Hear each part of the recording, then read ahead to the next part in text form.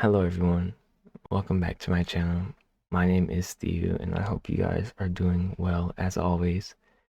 Today we are back with a visual romance visual novel called Witches Bound. I checked it out and I like the art style a lot, so I figured why not play it. Before I dive into this, it contains mature content, 18 plus. So if you're not 18 or above, take heed. I'll say that. I'll leave it at that. So we're just gonna hop right into this episode A, Masquerade Beta. Alright, I'm a guy. We're going with male. Alright, the you it is. Do you keep the original MC? So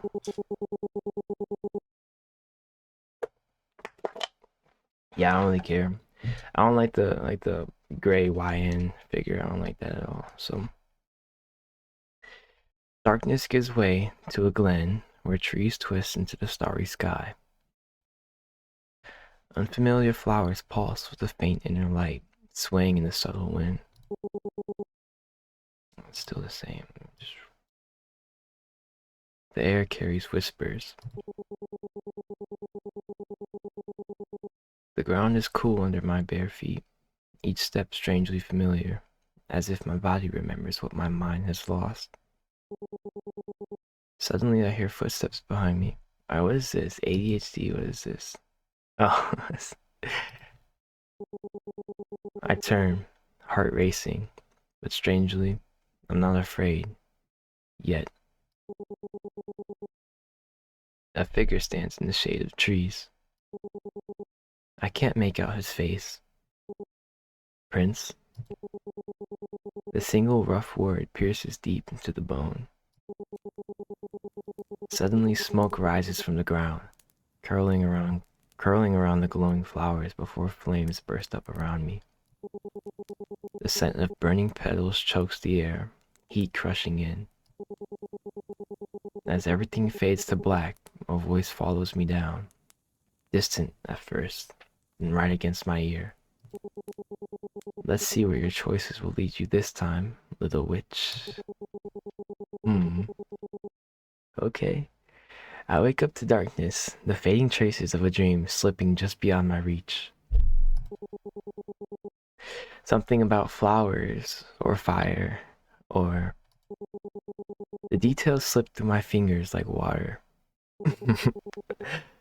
That came out rough. You were talking in your sleep again. Excuse me. His voice comes from somewhere across the room. Across the room. I don't bother looking. I know he'll show himself when he feels like it. Did I say anything interesting? Just the usual nonsense. Though you did mention something about a prince this time. Hope it wasn't about yourself. I throw my pillow in the general direction of his voice. Shut up, Tis. Careful with the violence, Prince. The alarm cuts through our banter, its ring making me wince. 7 a.m.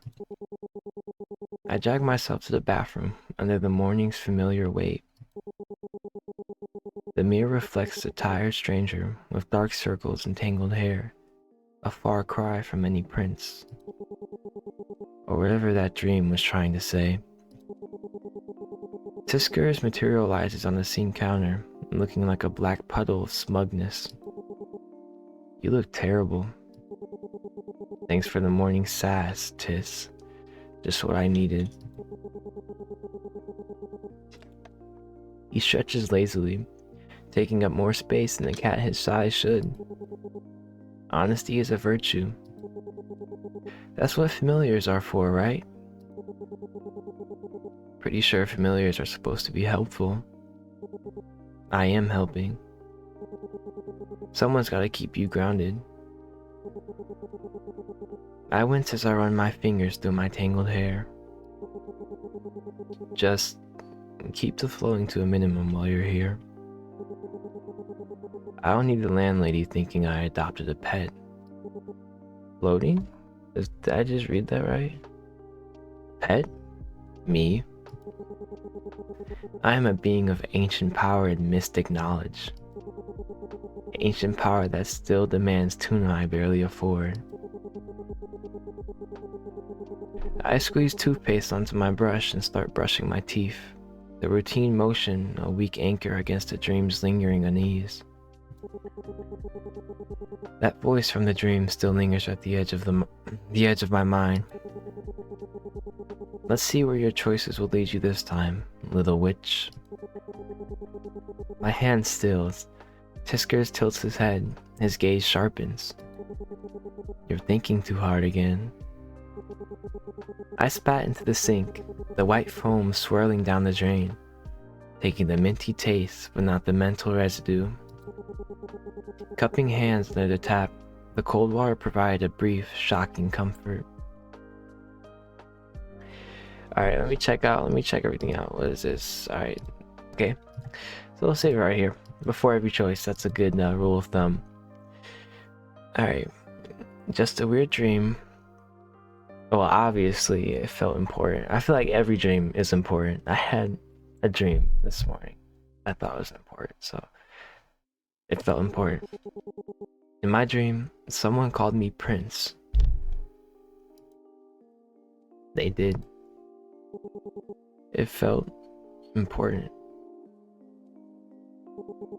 Important? I don't know. Sounds like a weird dream to me, just like the rest. At the end, there was a voice. It said something about choices. Choices, huh? Spooky. Well, don't let it get to your head, kid. Dude, my mouth is so dry right now, bro. I can't do this. Still thinking about your little escape? I'm not escaping. I'm just chasing destiny? Or are we on a Dumas level freedom quest? And you're an expert on freedom and destiny now? I'm an expert on watching you tie yourself in knots over it. Big gestures snap, small, quiet steps bend the lock. I roll my eyes and start brushing my hair. Okay, expert. What's the small, quiet step against my mother? You stop playing the piece she wrote. Words on your side, friction on hers. My brush pauses mid-stroke. Wards? What kind of wards? The kind that slip into tea. One accident with something from her own poison collection, and suddenly you're an orphan with a very nice library. You're talking about poisoning her. Yeah, it's not a small step, bro. That's not a small step. That's murder. You can't be serious. Maybe you're right. Okay, so if I was in my shoes, right now. Alright, let me put them on real quick. Alright, yeah, it's killer. Yeah, maybe you're right. Might have saved us both a lot of trouble. Exactly. See? Now you're catching on. His tail flicks lazily as he grins. Imagine the look on her face. Priceless. I sigh, half amused despite myself. It sounds nice in theory. But I'm not poisoning anyone. Good morals. I'm not exactly ready to become the next dark sorcerer or anything. Boring. You're missing the artistic side of life. Maybe you'll see it someday. Right, because poisoning people is an art now. A small reminder that they're mortal. A small reminder that their moral can go a long way. You're definitely more trouble than you're worth. Oh, stop being dramatic and just get ready. Yes, oh wise one. See you at the cafe. The cafe. My cafe owner. Excuse me. He disappears, probably off to terrorize every bird in the neighborhood. Whiskers makes it easy to forget he's a familiar, and not just some weird talking cat. Familiar, what does that mean? Is that just code word for friend? Like, what does that mean? I give the mirror one last look, straightening my shoulder, straightening my shoulders.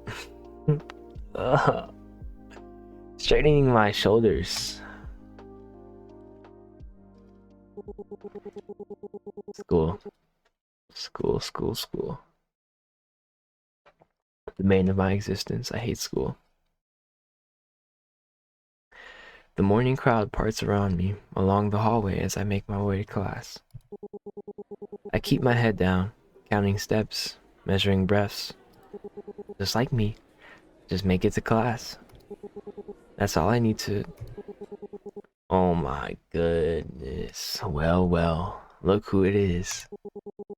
My shoulders tense before I even see her. Her. Oh, I thought it was like, okay, let me not assume. The hallway falls silent. I thought it was a typical jock shit, bro. The strange kind of silence where no one's watching but everyone is watching. Still trying to play invisible. Little puppy? Yo. I might fuck with that, but let me get to know you first, bro. She moves closer. Deliberate, deliberate and slow, like a cat toying with its prey. The students press along their lockers, setting the stage without a word. Careful, Angie. If you crowd him too much, he might pass out. So cry? Alright, so this is me. Meet her eyes? Nah. I'll just keep my head low. Keep my head down. Just fuck off. I keep my head down, counting my breaths. Focus on the rhythm. In and out. Come on, Theo. Still behind that sad little act. Act. Act, bro. And she smirks, lingering just long enough to see if I'll give her the reaction she wants. Come on, like, what? It's almost impressive. You really think you can just walk around here like nothing's wrong? Her hand moves fast, the strap of my bag catching her perfectly manicured nails. One sharp tug, and my books hit the floor, scattering like fallen leaves. So clumsy.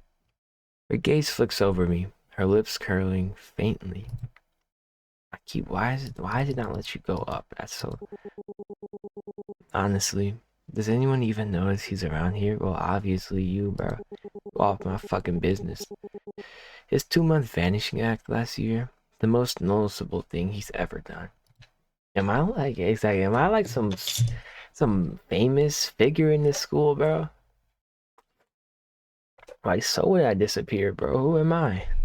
It's called minding my business. Stay silent. Don't give them the time of day, bro. I kneel, gathering my things in silence. Angie's boot lands on my chemistry notebook with a deliberate thud, her smirk practically radiating smugness. What? Too good to speak now?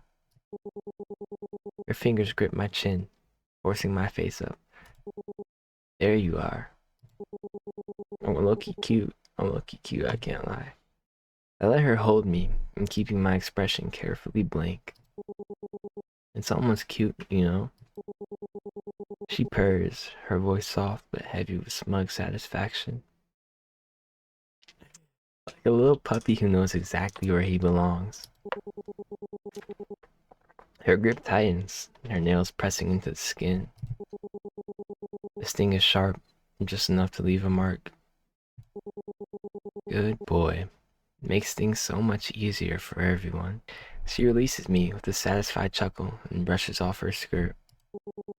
Playing dumb won't save you. You know exactly why this is happening. His clothes are so cheap. I can never wear something like that. I hope you're not waiting for someone to save you. I'm going to make sure you remember exactly where you belong. Welcome back. She straightens up, and the two of them walk away, their laughter echoing. I gather my last notebook, the boot print a dark stain on the cover. The crowd disperses. Some look away while others stare. Their pity is its own kind of humiliation. Here's the thing about Angie. She really thinks she's the hero of this story. I make it to my classroom without anything else happening. I sit alone near the back, hoping no one will notice me. The teacher keeps talking about some old piece of history. My desk is close to the window, far from the faint outline of a former student seated in the front row. His hand raised as if waiting to answer a question that was asked. Stupid, what are you doing, bro? I mean, it is 2 o'clock, but come on. That was asked. That was asked decades ago. His figure shimmers slightly, frozen in an endless loop. Most of them are like this, searching for something they can't find for decades. Leo. Leo was a kid who aced history, but couldn't talk to people. Breathe, bro, breathe, you can do it. Glasses, thrift store shoes, weirdly nice.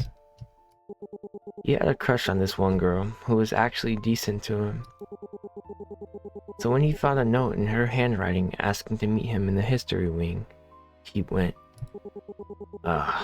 Maybe he thought it's his movie moment. That his hard work paid off and he might have something good for once. But it was her boyfriend, the quarterback, and his friends.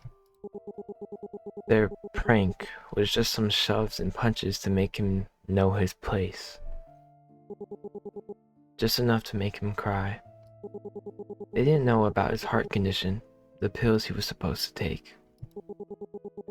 By the time they stopped laughing, he was on the ground, and he wasn't getting up. His ghost is still here. Wow. You can see him with his arm raised, like he's about to wave. Some rumors say people might see him late in autumn evenings. They say he's still trying to answer a question in class or some nerd shit. I doubt it. Maybe he's waiting to be chosen for once, even in his afterlife. Or maybe I'm making it too romantic and he's fishing for anyone to notice him. You'd be surprised how many innocent-looking ghosts are actually full of resentment and fishing for victims in very weird ways. Either way, I would not want to find out. He's harmless, otherwise. If I look close enough, he's kind of charming, in a sad, forgotten library book sort of way. That seat he's in is not his place or anything. If I remember right, he only appears if there is an empty seat in the front row. I wonder why. Like, what did you expect? Oh shit. The bell rings, jolting me back, and I'm the first one up. I grab my bag and head straight for the door. I've never been so grateful for the end of class. Ducking into the library, I found a table tucked away in the history section and sank into the chair, the day's tension finally starting to fade. Hey. A soft, staticky voice whispers right into my ear. My blood runs cold. I freeze, every muscle aching to move, but my body won't listen. My eyes stay locked on a shelf labeled Ancient Civilizations. Hello? Hey, you, the quiet boy in the back. An eye twitch is the only sign I give. I slowly pull a random notebook from my bag and open it, pretending to read with intense focus. You were looking at me, in class. I saw you.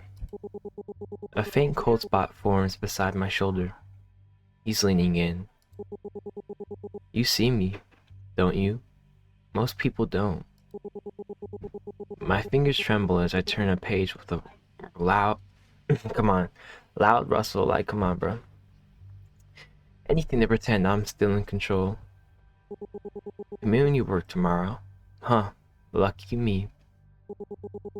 The cold spot at my shoulder spreads, a patch of winter refusing to fade. Okay, I get it. The strong, silent treatment. Very mysterious. A faint smell of ozone tickles my nose, and I hold my breath. Which he is suddenly right in my face, so close I can see the dead white veil across his eyes. Keep ignoring me and I'll kiss you. I refuse to blink. It's a battle of wills now. He's just trying to get a rise out of me. You don't mind, do you? Since you don't see me anyway. Damn it. He's actually getting closer. Come on, baby. Give up. Baby? Who are you calling baby? His lips are so close I can feel the chill of them on my own. My mind screams. I rush of panic about spiritual possession and the sheer, unacceptable weirdness of it all. Continuing to ignore him seems to guarantee he'll just keep harassing me. Slap him, continue to ignore him. Continue to ignore him. The cold intensifies, gathering in one spot. I squeeze my eyes shut, bracing for something awful. Instead, a quick soft touch of chill brushes my cheek. The faint moi that follows is so absurdly gentle, it barely registers. My brain lags a full second trying to process what just happened. It's so sudden, so childish and non-threatening, that my hard-earned composure just cracks. A sharp gasp slips out before I can stop it, a whole body jolting in the chair like I've been shocked. My hand flies to my cheek, or the cold spot is already fading. Aw, look at your face. You're so cute, just like a cherry. Were you expecting a different kind of kiss? Just say the words, sweetheart. What the fuck? Why would you do that? I knew you saw me. You could have said something sooner. Ghosts are dangerous. This dude does not seem like the nerd he was described as. Well, not all, just most. Okay, I get it. So, what's your name, witchy boy? Leave me alone. Exactly. The words come out as a mutter, more of a plea than any real threat. Nice to meet you. Leave me alone. My name is Leo. Oh, I should have slapped this dude, bro. A long, weary sigh escapes me before I can stop it. Theo. My name is Theo. Aw, is leave me alone your middle name? Stop messing around. You're the first person to really look at me in like 2 months. Last time was when I scared the shit out of that cheerleader. Such a charming little thing. Now, let me not ever do that again. I shoot him a glare sharp enough to cut glass. What? I'm already dead. Might as well mess around. I guess that is true. So, you're an actual witch, right? You see me. Yes. Alright, then, we're a witch. I'm a witch, so don't try anything funny, buddy. My voice comes out thinner than I want, the edge blunted by leftover fear. Oh, I like that. So, can you make me solid? Just for a bit? Nah, dude, you're dangerous, bro. Yeah, exactly, bro. He flashes a hopeful grin, all boyish charm and bad ideas. I miss touching stuff, and people, especially people. This dude is not how they explain him, bro. He couldn't talk to people? Yeah, okay. Absolutely not. Why not? Don't you want to help a poor, tragic ghost find peace? His voice drips with fake sweetness, like he's auditioning for pity. And why exactly do you want to touch people? Well, I mean, to help people, especially people with skirts. Yo, what the fuck wrong with you, bro? I'm not sure what face I'm making, but judging by the twitch in my jaw, it's probably not far from a glare. I swear his personality alone is aging me. This dude is freaked out. Okay. God, you're no fun. What the fuck are you talking about fun, bro? Weren't you supposed to be a tragic ghost? A sudden silence hangs between us. He goes quiet, like I've hit a nerve or pulled the rug out from under him. I can't tell which. Tragic? Why would I be tragic? Was how he died a lie? I blinked, caught off guard.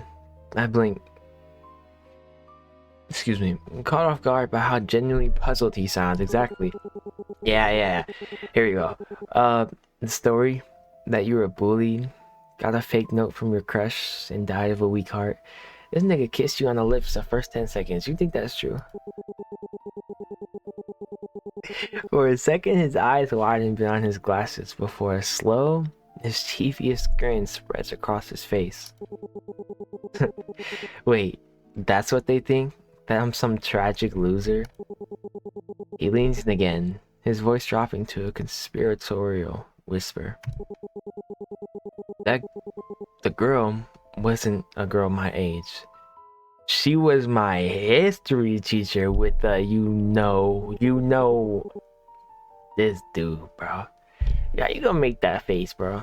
He makes a vague cupping gesture near his chest. And she didn't stand me up. Oh, quite the opposite. The heart thing. Well, let's just say it was the best death the guy could ask for. This dude, oh. Imagine that, bro. This dude needs to go. All I can do is stare, my mouth slightly open. That was definitely not the story I had heard. You died from hormonal overload, bro. Holy shit. A worthy cause. Way better than your version. That's disgusting. Is it? I call it a happy ending. Literally. That infuriatingly smug grin remains plastered on his face. My eye twitches so hard it almost hurts. And you're a scaredy cat. We all have our crosses to bear. That is true. I sigh, start gathering my things. Anything to signal done with this conversation. Very entertaining, but I have my next class. I'll be leaving now. Oh, sure.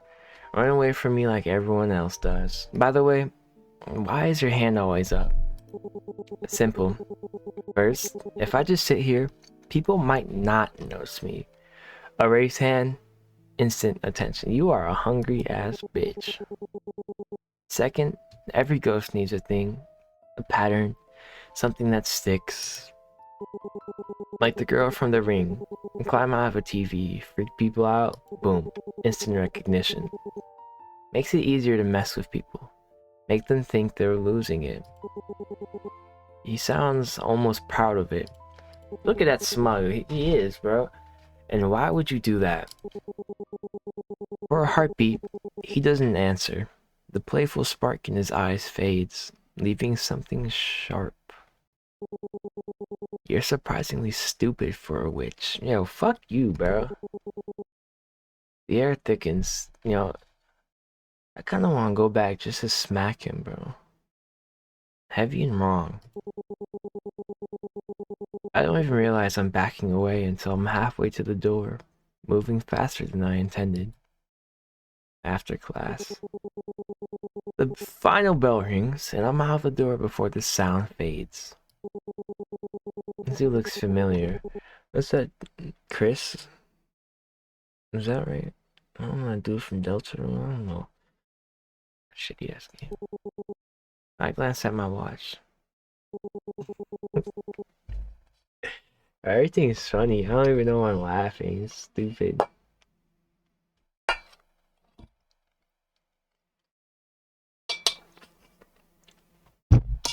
Alright.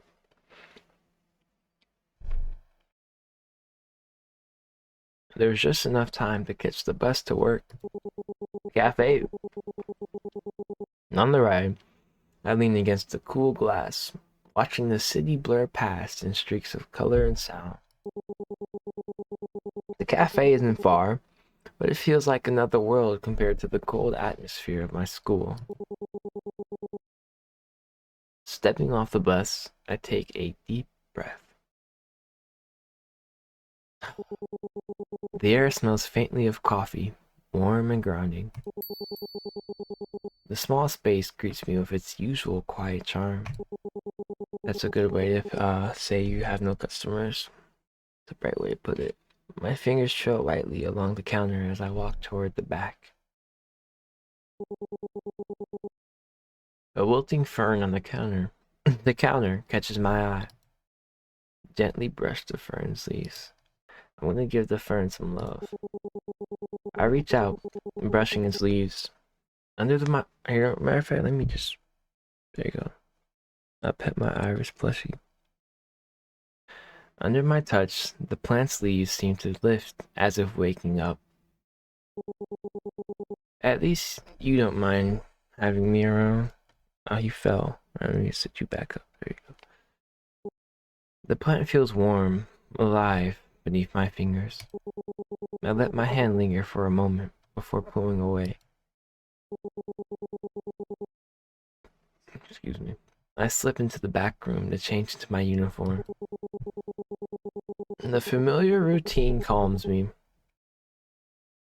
The hum of the coffee machines, the clatter of cups, and the quiet murmur of voices help me relax. I just realized routine, bro. Bro, my baseball season starts in like 3 weeks, bro. Ah, you look drained. How's the school treating you? Same old teenage drama? It's nothing, just... What's that under your jaw? Damn it. Of course he'd notice. Oh, the marks. Ah, let me guess. Little Miss Perfect's claw. Angie. How do you say this name? It's so trash. This is such a bad name. Angie. Angie, right? I don't care. I'm not gonna look it up. It's not a big deal. It's just a scratch. Just a scratch, he says. His voice is dry, laced with sarcasm. But his eyes narrow, his youthful amusement giving way to something sharper. Barely there, but still annoying. Aw, he's so cute. I'm so cute. You know, if you just let me deal with her, this wouldn't have happened. Tis, I'm not cursing anyone. He pulls back with an exaggerated sigh, sitting down and wrapping his tail around his paws. You're no fun. You know that? Here I am, a being of ancient power, and I can't even teach one petty human a lesson. Who's stopping you, bruh? Who's stopping you? I'm fine. Disker's golden eyes narrow further. You say that like it makes it true.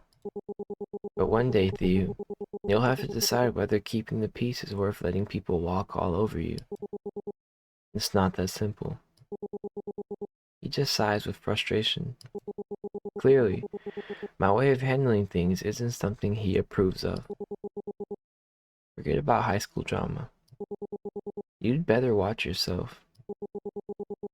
That old witch has eyes and ears everywhere. As his mother, I notice. And don't skip on your protections. You never know when some wayward spirit decides a little witch makes a good snack. I smile as he walks away from his usual air of importance. Some days, Tiskers,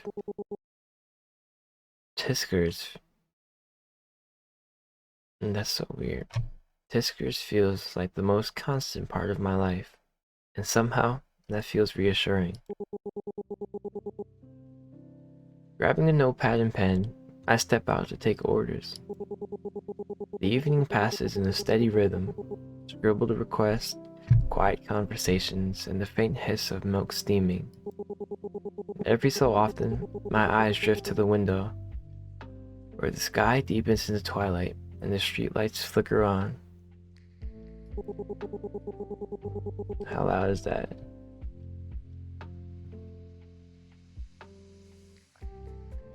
Outside, the world feels distant. Yeah, we're chilling.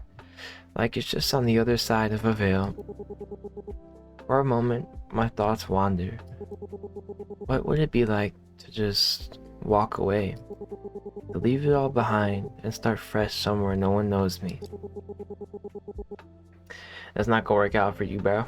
You obviously have no social skills and you suck at existing, so. But the thought fades almost as quickly as it comes. I sigh, turning back to the counter. The espresso machine hums, filling the air with the warm, grounding smell of coffee. I glance over at Tiskers, who's already lying in his usual spot by the window, pretending to be just a cute, lazy cat. I envy how easy it is for him to be normal. Crap. I got work in 6 hours. Even with his air of importance, he seems pretty silly. Though, you never know if he's having fun or playing with people around him, including me. I wonder if he'll ever figure it out. A shadow crosses the room, pulling me from my thoughts. I look up to see a new face, someone who looks out of place here. He's tall, dressed in sporty clothes with red dyed hair. Okay. What's Kaiser? Yeah, Kaiser. The natural blonde roots stretch far, almost halfway down. Like it's been a while since he last bothered to touch it up. A few piercings glint as he moves, giving him a certain rebel vibe. He stands out for sure. He scans the room before choosing a seat by the window, away from the few other customers. My first instinct is to avoid him, but I can't ignore a customer. And he's already noticed me. His expression. I grab my notepad and walk over, slipping into my usual routine. Hi, what can I get for you? He looks up and his eyes lock on mine. His eyes are sharp and there's something searching in them. It catches me off guard, and for a moment, I feel exposed. The silence stretches just long enough to make me feel uneasy. Is everything alright? My voice wavers slightly, and I mentally cringe. Why is he looking at me like that? Do I look weird? No, bro, you're pretty. Just a black coffee. Thanks. Black coffee. You know you're not drinking that shit, bro. His voice is low and rough around the edges. I nod, already turning to leave, but his next words stop me in my tracks. Have we met somewhere? My heart jumps. Alright, so there's basically like there's two paths for this character so far. It's like just keep on a little loser, timid, socially and inadequate personality, or like his bratty, more kind of snappy. But I'm gonna keep it. I have been keeping it, so we're gonna go. I don't think so. I don't think so. You sure? He leans forward slightly, because I could swear I'd remember. I say, then feel my face warm. That came out wrong. Or maybe exactly right. I'm not sure anymore. Hmm. He's still watching me, a faint line between his eyebrows. I guess I'm just seeing things then. I hurry back to the counter, but I can feel his presence like a warm spot on my back. When I glance over, he's pulled out a notebook, writing something with quick, sharp motions. The plants near his table are leaning toward him, just slightly, like they're curious too. Tiskers hops on the counter beside the coffee machine, his tail twitching. Why are you doing that face? He looks weird. He does look weird. I didn't see that clown around before. Tis, it's not nice. The bell chimes, and June bursts through the door like a gust of fresh air. Sheesh. Whew. Her short, messy hair looks intentionally styled instead of rushed. Rushed? Rushed, you say? Rushed, you say? Hmm. Hmm. Oh, it's cold. Wow. The ice cream's cold. Why are you so cold, bro? Alright. Rushed, rushed. There's no need to rush. Yo, 7. You got here before me, huh? She throws herself into the chair across from him, with the easy confidence of someone who's never worried about taking up space. I find myself envying that sometimes, don't, bro? See you. Help me out here. Iced coffee. Those are some striking eyes. I'm dead after practice. Is this her uniform? I'm coming right up. As I start preparing her drink, Tiskers is still on the counter beside me. His tail twitches as he stares at, seemingly 7, in a pretty obvious way. That one's different. You say that about everyone. No, this is something else, dumbass. Before I can question him, he hops off the counter and heads straight for June's table. Excuse me. There's my favorite cafe cat. Come here, handsome. She scratches under his chin, and he starts purring immediately. So much for his dignified familiar act. What does that mean? Still collecting strays everywhere you go. He doesn't look up from his notebook, but there's a faint trace of something almost tender in his voice. Says the guy who avoids any type of contact. So... Oh. Yeah. I'm tired. No girl would ever get close to you with that grumpy act. Some of us have standards. Preach, bro. Preach. From the corner of my eye, I catch a glimpse of something unusual, yet familiar. A pale, semi-trans... Brother, semi-trans... Semi... Sem... A pale, semi-transparent fox slipped between the tables at the back of the cafe. I gotta go to sleep, bro. Its movements are fluid, cautious, its faint outline flickering like light through fog. It's a regular here, always appearing in late afternoons, wandering between tables as if searching for something it lost long ago. They all do. I watch it move gracefully past the tables, its form almost blending into the soft shadows. When it nears June and Seven's table, I force myself to look away, until I notice his gaze shift, just for a split second, following the fox's path. So is the fox like a ghost? Bro, I'm not taking in the information. I grip my notepad tighter, feeling the press of its edges dig into my fingers. I'm used to it. Okay, yeah. The faint presences that belong to a world most can't see, but he saw it. Yeah, he saw it, bro. But did he notice? Must be a coincidence. Yeah, okay. I glance at Seven again. Like, bro, if I like you're in a world like this, you're talking to a mythic being of a cat, and you can see ghosts, and a ghost literally just kissed you like a couple hours ago, bro. Like if he glances, bro, I'm gonna press him that he can see ghosts, bro. Most people can't see ghosts, said the Leo. So yeah, I'm gonna take the chance. What the fuck am I talking about, bro? My goodness.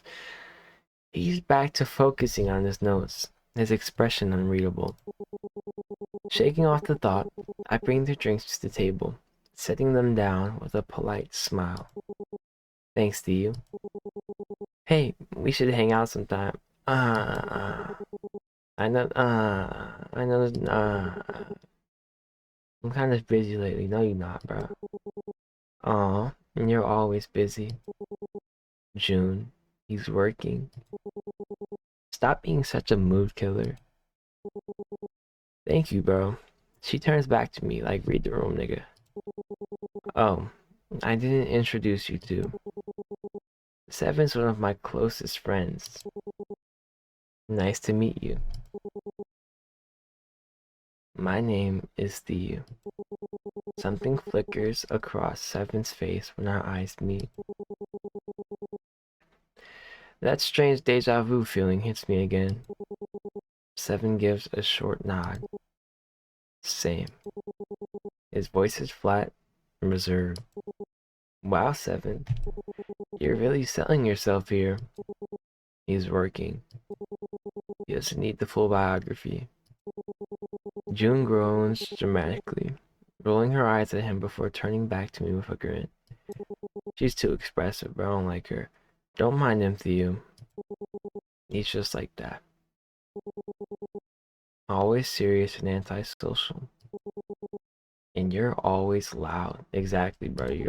You've been too much energy for me. He glances at me one more time before he returns his focus to his notes. It feels like he's deliberately keeping his distance. I think you two will get along eventually. You are such a cutie. Why did you say that? Even the plants are so much more lively since he works here. June. What? I'm just stating the truth. You're like the magical plant whisperer and an absolute sweetheart. Seven, don't you agree? I freeze, my eyes starting to Seven, who's now leaning back in his chair. Damn. His expression is unreadable, though there's a flicker of something amused in his gaze. I'll take your word for it. Brother, just look, bro. Look at this. This is art, bro. This is art. The nonchalant reply only makes my face burn hotter. June, stop. You're embarrassing me. June gasped, pressing a hand to her chest like I've just accused her of a crime. Me? Embarrass you? Never. I'm your biggest hype woman. I didn't ask for a hype woman. Too bad, because you got one. I buried my face in my hands, willing the floor to open up and swallow me whole. Okay, Nico, you're unbelievable. June, stop that. Come on. It's not a big deal. Not a big deal. You just called me a plant whispering sweetheart from someone I just met. Exactly. If anything, I'm doing you a favor. I'm laying the groundwork. Laying the groundwork for what? For what? June waves a hand dismissively, as if the details aren't important. Whatever you call it when storm clouds and sunshine collide. Sunshine, storm clouds. I'd like two of my friends to get along. I peek at seven through my fingers. Sunshine? Who even talks like that? And that makes me the storm cloud? Am I the villain here? I didn't say that. Didn't deny it either. Seven shrugs, his expression softening into something less tense. I'll take it. I've been called worse. But really, stop that. You're making people uncomfortable. So, how long have you two known each other? Forever, basically, since we were kids. He was far more he was far more cute back then, for the record. And you were just as noisy. Seven's tone sounds irritated. June grins proudly, like it's a compliment. You see what I've had to deal with, do you? But don't let his act fool you. Deep down, he's a total softie. Loves animals, plays the guitar, even rescues kittens. Seven rolls his eyes, but there's a faint flush to his cheeks that he quickly hides behind a sip of his drink. Thanks for reminding me. Wait a second.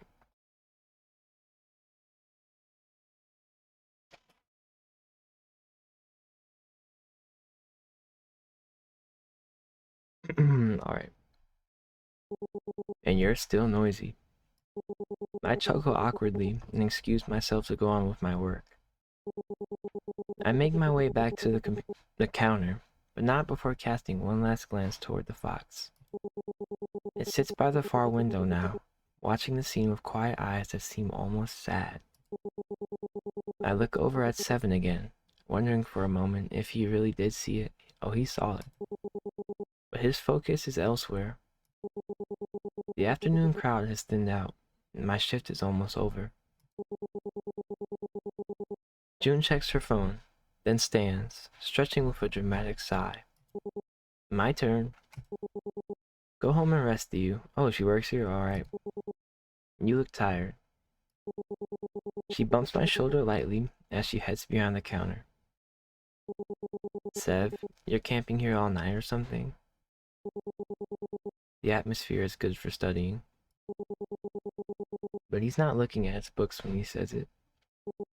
Right. The atmosphere. There are actual libraries in this city, you know? And since when you're actually and since when are you actually studying?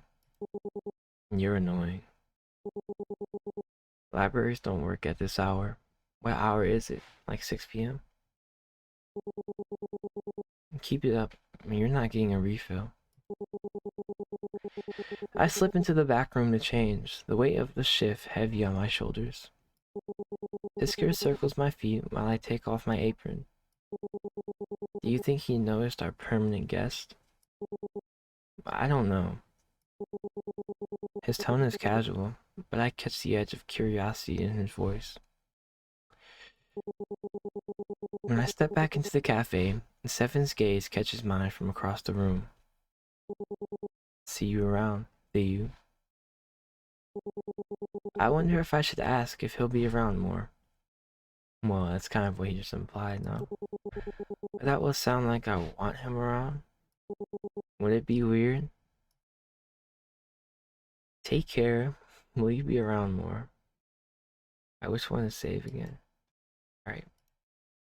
I don't know. I'm not really messing. I'm messing with the nerd more. So I think we'll just we'll be on our way. Will you be around more?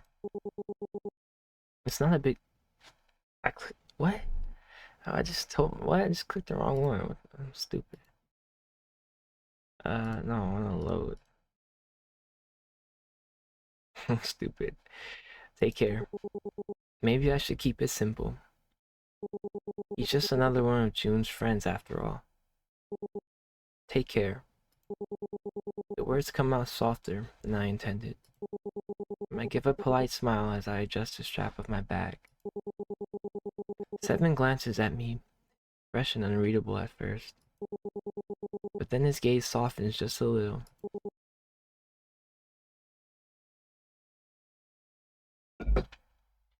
Always do.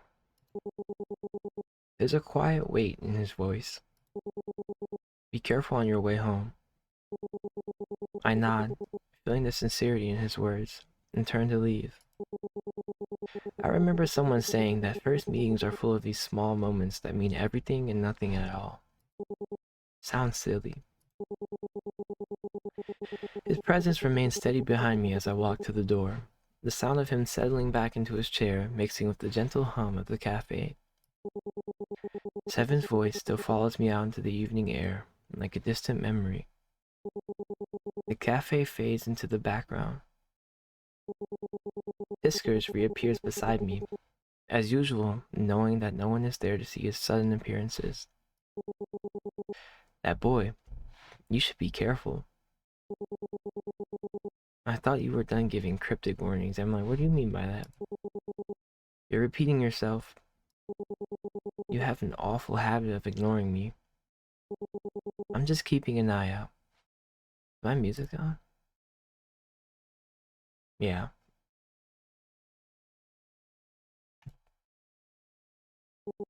You attract trouble like a magnet.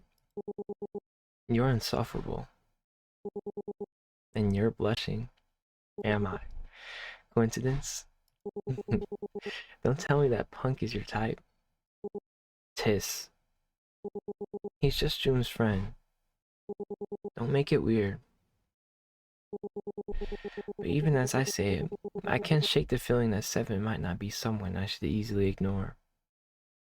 20 minutes later. 20-minute walk home? Well, that's not that much. Yeah, it's not that much. The walk home feels endless. My feet drag against the pavement, every step heavier than the last.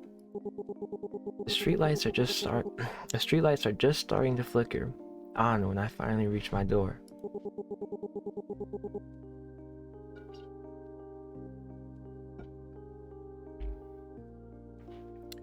I reach for my keys automatically, hand diving into my bag. Nothing. My stomach sinks. No, no, no. I dump everything onto the ground, paper scattering in the evening breeze. Calm down. My hands shake as I dig through every pocket, pushing aside receipts and crumbled notes. Desperation making my movements frantic. Did he lose them at the school? They have to be here somewhere. But they're not. The memory suddenly hits me. My books scattered across the hallway floor, Anji's laughter echoing off the lockers. The keys must have fallen then. My legs give out, and I slide down against the door, almost defeated. Excuse me. The rough wood catching at my sweater. The tears come hot and fast now, blurring the world around me. I feel this so hard. Like sometimes I come home after work, I'm real tired, I'm just fed up. I just want to be alone. I just want to lay on my bed. And it'll be the littlest things that would just really take me off. Like I'll put in my laundry before I leave for work, and I'll come back home and my laundry will just be gone. And I got all my clothes are I have expensive clothes. I spent a lot of money on concert merch and all that shit, and when it's just gone, bro, that shit just sucks. Yeah, I've had a moment like this recently where I just broke down. But I feel this deeply. And the tears come hot and fast now, blurring the world around me. You're just not fit for it, and never will be. Mother. Her voice echoes in my head, so clear it feels like she's standing right here. That same smug certainty that used to make me feel so small.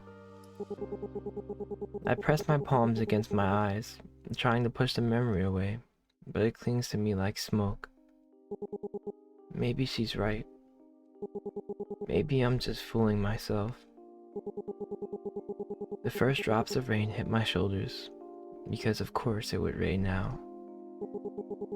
A bitter laugh escapes my throat. Perfect. Just perfect. Footsteps approach, soft against the wet pavement. I don't look up.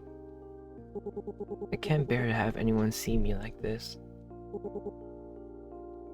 Are you okay? Just walking up. The voice sounds gentle, concerned. When I finally lift my head, I see a young man watching me with worried eyes. Dark hair, light blue eyes. Must be my housemate. I was wondering, because, like, you're living alone with your own house, so you're kind of bougie, bro. I forgot he was moving in today. Is your name Theo? The first impression, quite the first impression. I scrub at my face with my sleeve, mortified. My cheeks burn despite the evening chill. Yes, I'm sorry. My laugh comes out shaky, and I hate how vulnerable I sound. The words seem to catch in my throat. This is probably not the best first impression. The guy crouches down beside me, close enough to block some of the rain, but not close enough that it feels invasive. No need to apologize. What happened? Lost my keys. Probably at school. I gesture vaguely at the scattered belongings, watching as the rain starts to dot my papers. I thought I'd have to sleep out here. Pretty dramatic, huh? Hey, we all have those days. His voice is warm, but his gaze sharpens as it sweeps over my face. I feel it pause, lingering just a moment too long. Do I know you? Do I know you, cliche? Oh. That's a little too much. My lips are dry.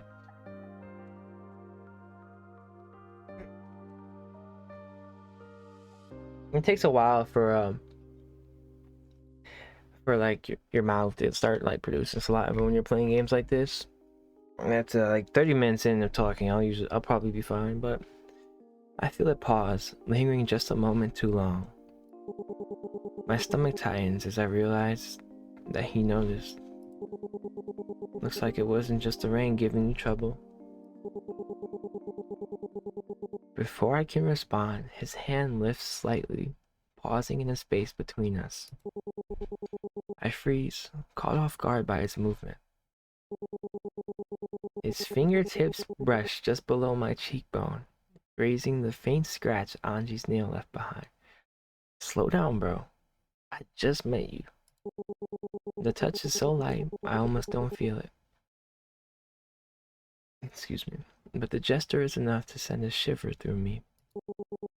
This must sting. His voice is quiet now, low enough that it feels like it's meant only for me.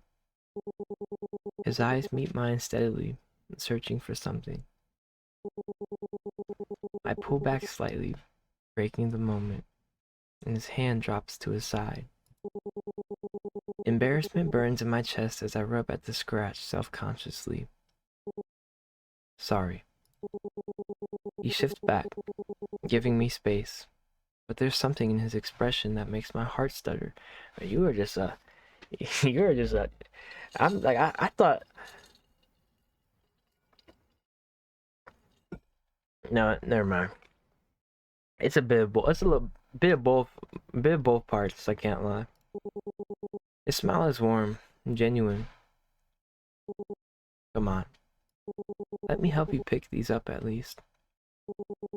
He moves carefully.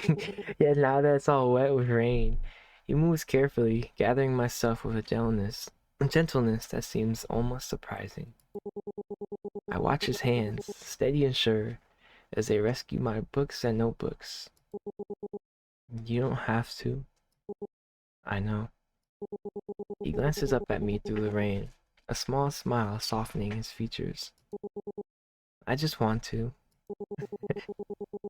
Something about those simple words make my breath catch. Water drips from his dark hair, and his sweater is starting to cling to his shoulders, but he doesn't seem to care. I have a spare key to the front door. At least you won't have to sleep in the rain. He stands and offers me his hand. I hesitate for just a second before sliding my palm against his. His grip is warm, despite the chill, and he pulls me up with careful strength. My legs feel steadier than I expected. How about some tea? You look like you could use a warm drink.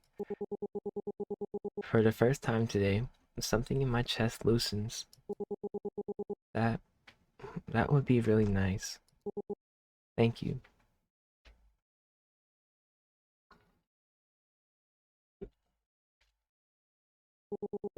Damien. You can call me Damien. Thank you, Damien. So, if I can recall, Anji and the other girl, I forgot the other girl's name. We have Leo, June, Seven, and Damien. Maybe the bully is an option. Who knows? Who knows? We'll see. We'll see. I follow him into the kitchen, and trying not to feel like an intruder. In what's apparently now our shared space. I was thinking, like, this dude just offering tea up when you're just moving in, bro. Okay, bro, this dude is very bold. For someone who just moved in, exactly, he acts like the place has been his forever. He just knew T was in there, by the way. That's kind of, I don't know, with these games, you can never be too sure about something like that, bro. You know what I'm talking about. Make yourself comfortable. Okay, okay, okay, bro. I feel like a guest in my own home. I'll get that tea started. The familiar domestic sounds of kettle filling the... I can't think this serious, but this is so crazy.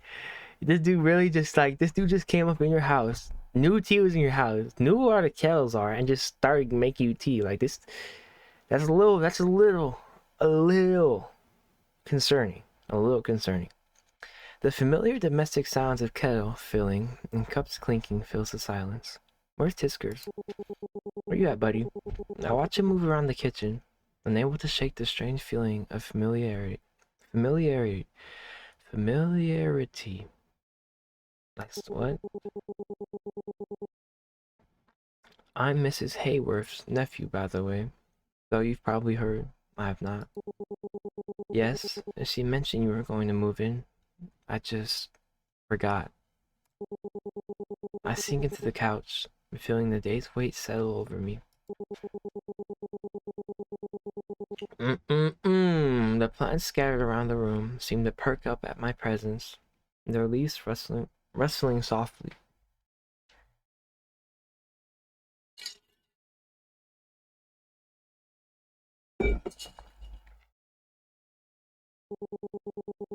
I should apologize again for all that. Not exactly how I planned to meet my new neighbor. His laugh echoes through the room, warm and rich. Please, if anything, I got to play knight in shining armor. Great for the ego. Boom. Lost. You just lost so much. You just lost so much. He hands me a steaming cup, and I notice his eyes catch on the bruises dotting my hands. I quickly curled them around the warm ceramic. Should I avoid the topic? The topic of what? Of the scratch the keys? I feel like I could be honest with him, but I just met him. Avoid the topic, be honest.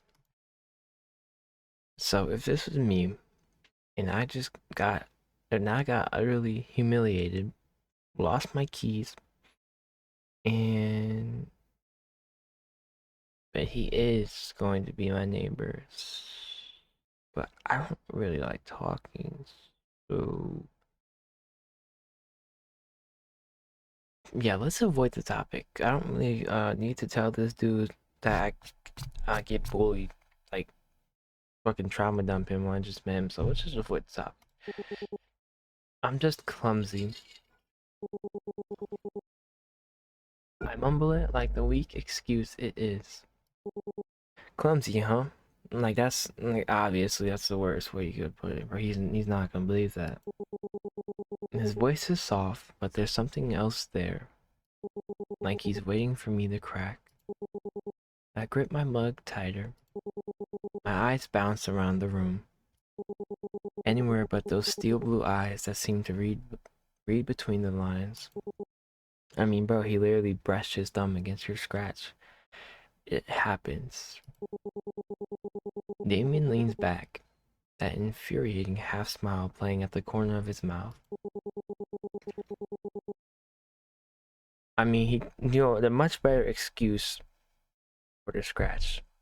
A good excuse for the scratch could be Tiskers, because Tiskers actually is a real cat, but he's magical. He tilts his head, watching as I fidget with the hem of my sleeve.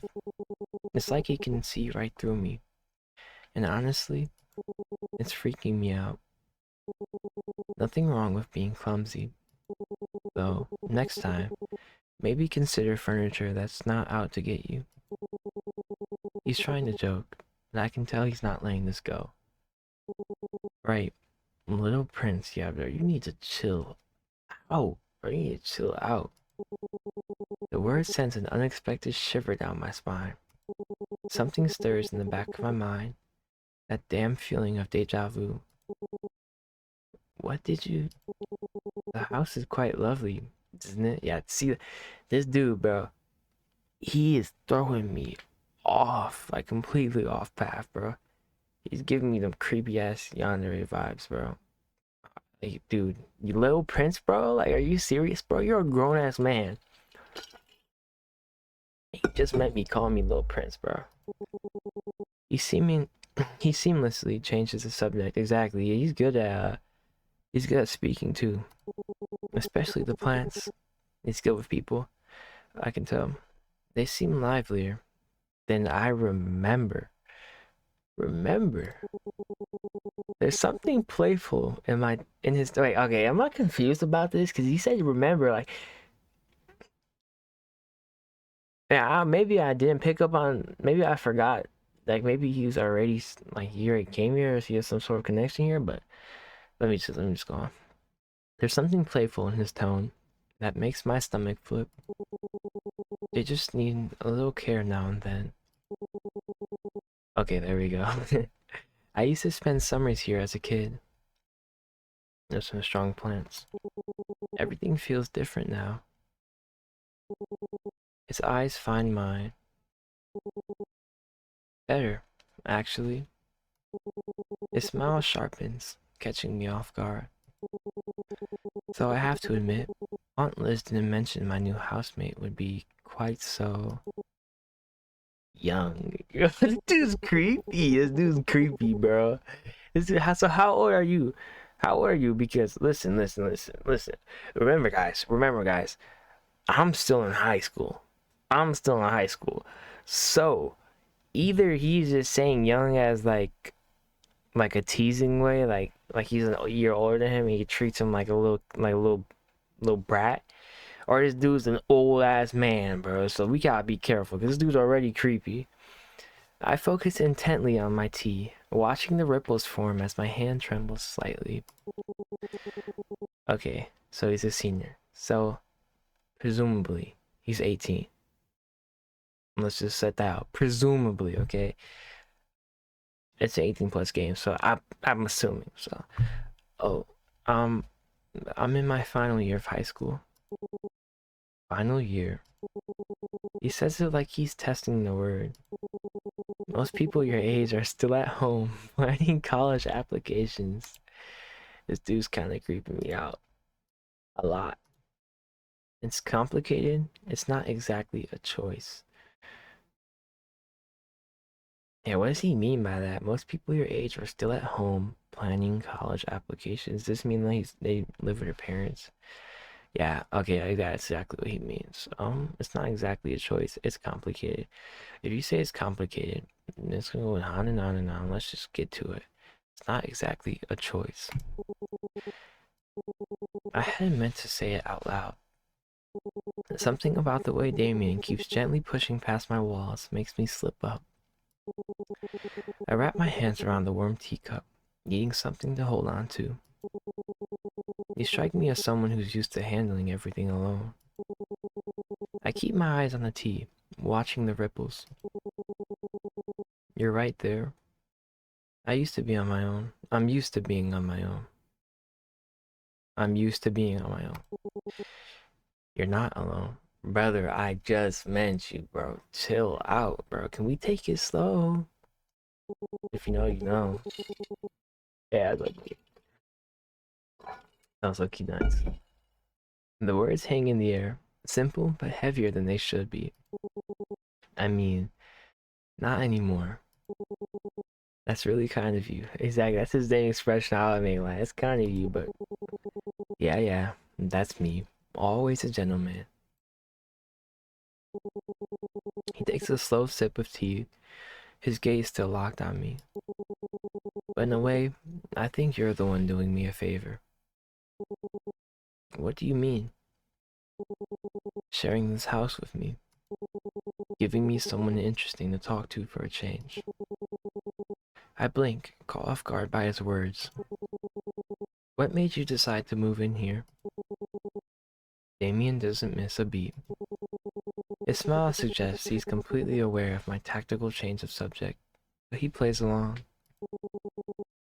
Aunt Liz has been persistent. Seemed practical, considering I'm starting college nearby. College, so he's not that old. I know that no, you can start college like any age, I think. First year at Northgate. Basketball, philosophy major, basketball. His cat and philosophy. Get that shit out of here, nigga. Get that shit out of here. His casual confidence when he says it makes it sound both impressive and somehow ordinary at the same time. I take a sip of tea. Philosophy, useless, bro. You're not Charles, bro. I find it perfectly prepared, exactly how I like it.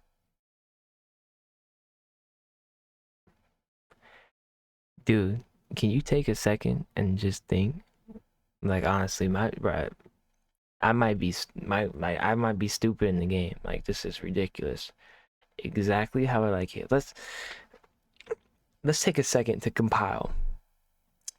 So I mean, he's lived here before. As a kid, he won't remember the layout, but he's lived here before. Already, I mean, he might remember the layout. That's already scary. Like he's lived here. He's been here as a kid. He was a kid. Um, what is now? It's like my brain is going blank. He's talking all weird, like young little prince. Uh, all up on me, bro. Knew there was tea in my kitchen. Knew where the kettles were. Knew where the kettles were. And now he knows how to prepare it just how I like it. Okay, so let's be cautious, Theo. He's definitely skilled. You look surprised. The tea is actually really good. A faint grin tugs at the corners of his mouth, like we're sharing a secret. You seem like someone who appreciates details. Little Prince, stop calling me that. Exactly, stop calling me that, bro. No, if you act unbothered, then he's gonna keep calling you that. Stop calling me that, bro. Shit's weird. I don't know you. Why do you keep calling me Prince? Or maybe he's like he's in tune with my evil parents and knows I'm magical. That could be a theory. The question slips out before I can overthink it. Damien's gaze holds mine, an unreadable expression crossing his face. Maybe because you make it so easy to give you pet names, Prince. There's a teasing edge to his tone. I just think it suits you. I remember it in my dream exactly. That's what I was like. Why? Why? He leans back slightly, his expression thoughtful. That's a good question. I suppose it's because you have a certain something about you. Whatever it is, it makes me want to call you Prince. His voice softens, and I feel the heat rise in my cheeks before I can stop it. I. Did we meet before? What makes you think that, little Prince? Yeah, that's the same thing I said. That have I met you before? Cliche. I don't know. Familiarity. That has strange dream. Nothing. I'm just being silly. The words spill out too quickly. A verbal shield I throw up without thinking. My fingers tighten around the teacup, the ceramic still warm in my grasp. Damien's gaze doesn't waver. He sees right through me, and we both know it. Are you sure that's all, little prince? His voice is soft, almost teasing. You don't strike me as someone prone to being silly. Really? Silly in a sense of clumsiness. Goofy. I'm sure. The hesitation speaks volumes. My voice sounds small, unconvincing even to my own ears. Alright then, keep your secrets. Mystery suits you. I set down my empty cup, suddenly aware of how late it's gotten. I should head to my room. Thank you for everything. That's what neighbors are for. I'm just upstairs if you need anything, day or night. There's a strange emphasis on the last word, one that makes me shiver. Yeah, this dude's weird. This dude's weird. He leaves me with very mixed feelings, but I must just be exaggerating. He's so nice so far. I close the door behind me with a soft click. Of course, Tiskers is already there, sprawled across my bed like he owns the place. His tail flicks lazily as his sharp yellow eyes track me across the room. Well, well, if it isn't my favorite witch. How was tea time with the new roommate? It was alright.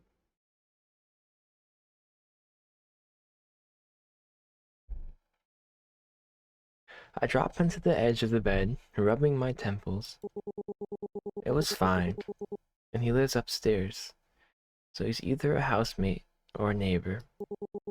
Tisker stretches, laying out a dramatic yawn. Fine, that's it? Please, give me something to work with. I pick up a pillow and toss it at him.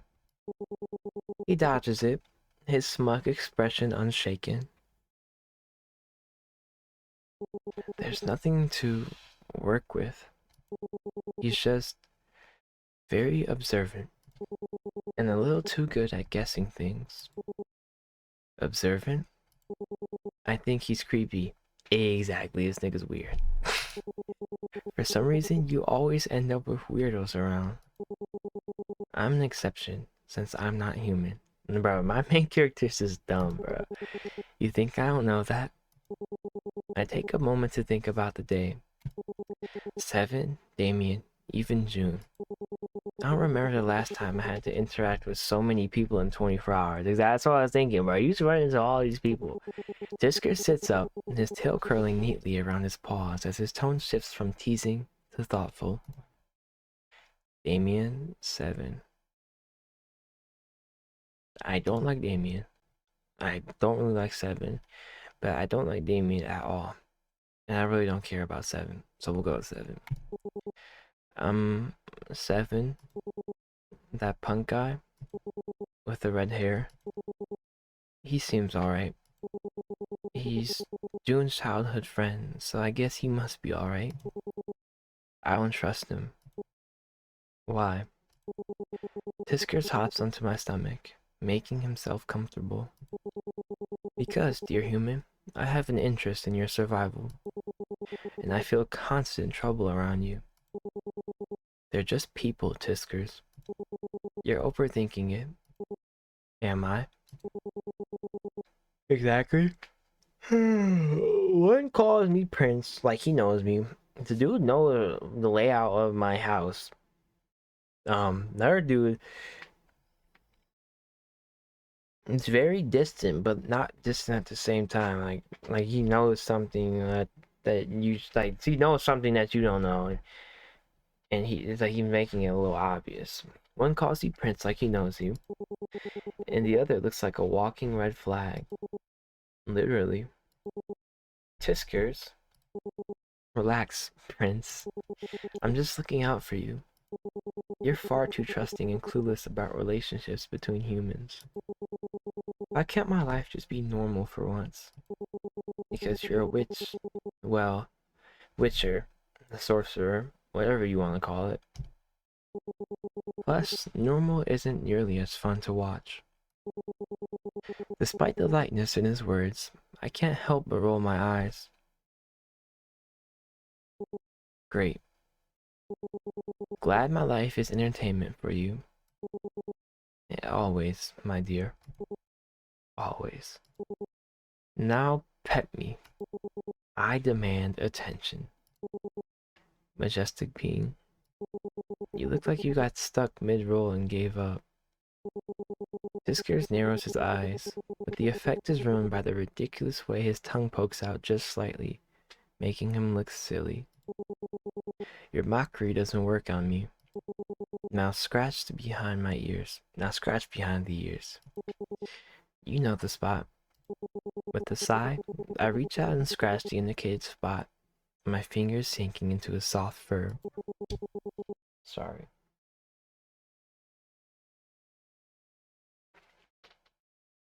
You look like you're malfunctioning. I press my thumb to my temple, trying to shake the dream from my mind, but it clings, like it's waiting for me to figure something out. Tisker's voice pulls me back. You're doing it again. The staring off into the distance thing. I glance down at him. He sprawled across my lap, one paw stretched out dramatically, his tail flicking in a lazy rhythm. I'm just thinking. Overthinking, actually. It's just that dream. You're awake now. Whatever nonsense your brain cooked up can wait. It didn't feel like nonsense. It felt real. And Tiskers tilts his head, studying me for a moment before letting out a long, exaggerated sigh. Fine. If it bothers you that much, think of it this way. Dreams don't lie, but they don't hand out answers either.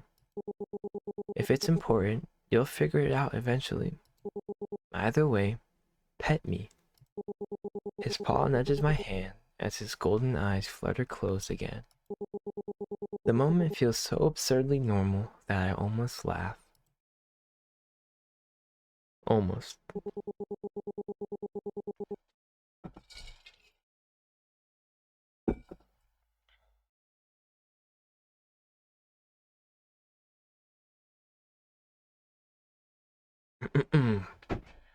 The weak light from his bedside lamp barely touches the corners of his room. Damien lies on his bed, hugging a pillow to his chest. What are you doing in his room? His face is half buried in it, soft fabric brushing against his cheek. Oh my goodness, dude. Ah, my sweet little prince. You're just as handsome as I remember. Is he in my room? He smiled into the pillow, letting out a quiet, breathy laugh. Okay, okay, fine shit. Back up. I like you. I like to bring you here with me, where you belong. His voice softens. He's got pretty eyes, but not yet. No. Not yet. Is he in my... You better not be in my bed, bro. You're so sweet, so innocent. I can't rush this. I need to be careful, patient. He pulls the pillow closer, his fingers digging into the fabric. You'll see it eventually. How perfect we are together. Yeah, this dude's crazy.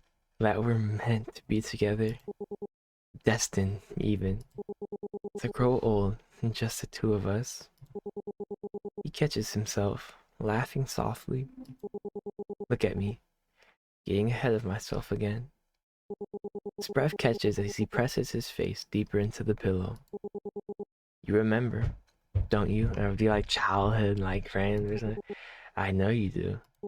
Deep down, somewhere in that beautiful mind of yours, it's all there, waiting.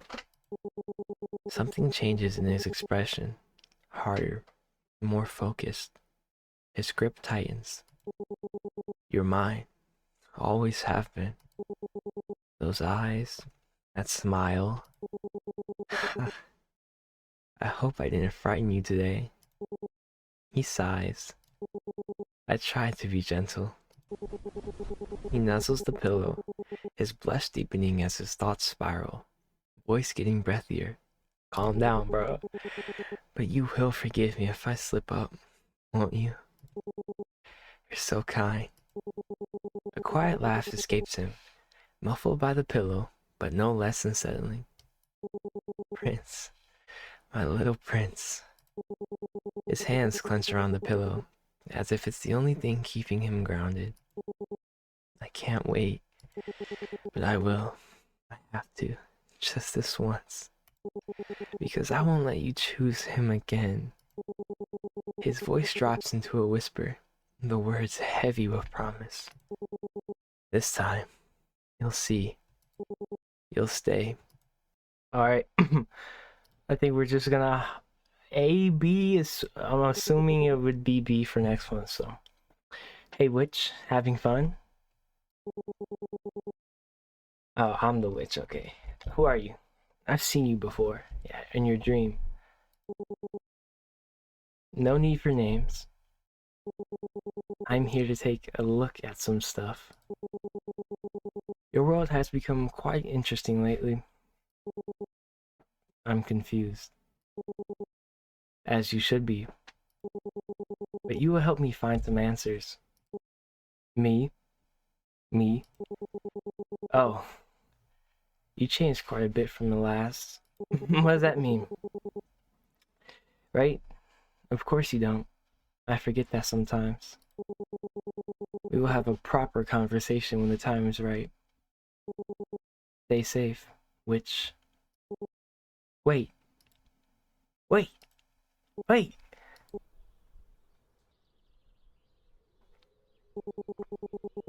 The morning air nips at my skin as I step outside, sharp enough to raise goosebumps. The street is empty. No cars, no joggers, just a faint hum of a flickering streetlight overhead. Ah, bro. I think I might be sick. Another weird dream last night. I'm wide awake, but my body feels sluggish. My mind is a step behind. Now, where are you at right now? The house is quiet. No sign of Damien. Seems like everything is peaceful lately. I wonder if it's gonna stay that way. Why are you outside? I step back inside, heading toward the kitchen, already craving my usual routine of coffee and... Oh, nothing. Just coffee and willpower today, huh? June had mentioned some new pastry recently. Maybe I should check it out later, if I can spare the change. I prepare my coffee in comfortable silence, letting the smell chase away the lingering fog in my mind. Then, the front door clicks open. Here comes a weirdo. This dude really just filed. No, he might be a goat though. He just bought groceries. Before I can react, there's a rustle of plastic bags, followed by a smooth, familiar voice. Morning, Theo. I nearly dropped my mug. Whirling around, I find Damien standing there, grocery bags hanging effortlessly from his fingers. I don't know. He looks off. There's something off about him, bro. I just don't know. He looks weird. His expression is lazy amusement, as if he expected my reaction. You could try knocking. Isn't his house now, though? Or what? I'm confused. We have like that split thing, or like I thought he just lived upstairs. Maybe I don't know. I don't know how fucking apartments work, but my voice sounds sharper than I intend. He shrugs, kicking the door shut behind him. Why knock when I live here, exactly? And plus, my hands are busy. He has a point, though I'm not about to admit it. Instead, I take a slow, deliberate sip of coffee, watching as he carries the bags to the counter. Groceries. Mm-hmm. He sets the bags down with a thud, the sound echoing in the small kitchen. I notice the fridge is a little empty. Something twisted low in my stomach. Not quite shame. It's embarrassing, really, to have someone else notice the state of our fridge. You're still in high school, bro. Part-time work barely covers rent and the bare essentials, leaving little room for anything beyond the basics. I've gotten used to skipping meals or grabbing something cheap at the cafe, but having it pointed out so casually makes me feel exposed. I just don't eat at home usually, I mutter, eyes fixed on the safe, neutral shape of my mug like it might shield me from further embarrassment. Damien arches a brow, his lips twitch like he's fighting back some smart-ass comment. Really? You'd better start. I'm a passionate cook, you know. The statement catches me off guard. I glance up at him, unsure if he's joking or serious. His expression gives nothing away, but there's a glint in his eyes that suggests he's already made up his mind about something.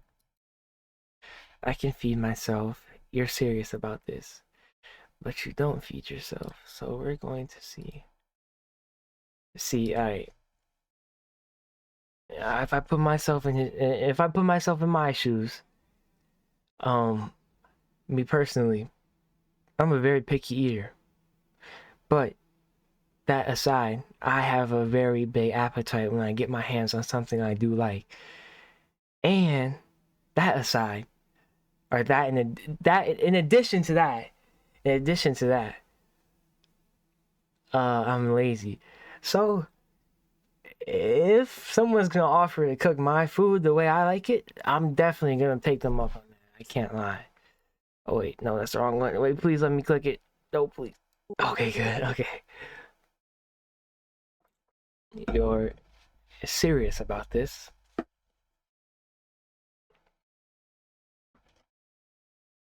Oh, so serious. You want to cook for me? I tilt my head like I'm not already internally drafting my will. It's been so long since someone offered to do something like this for me. Something that felt like care, not obligation. Someone's gotta save you from instant noodles. Besides, you've never tasted my carbonara.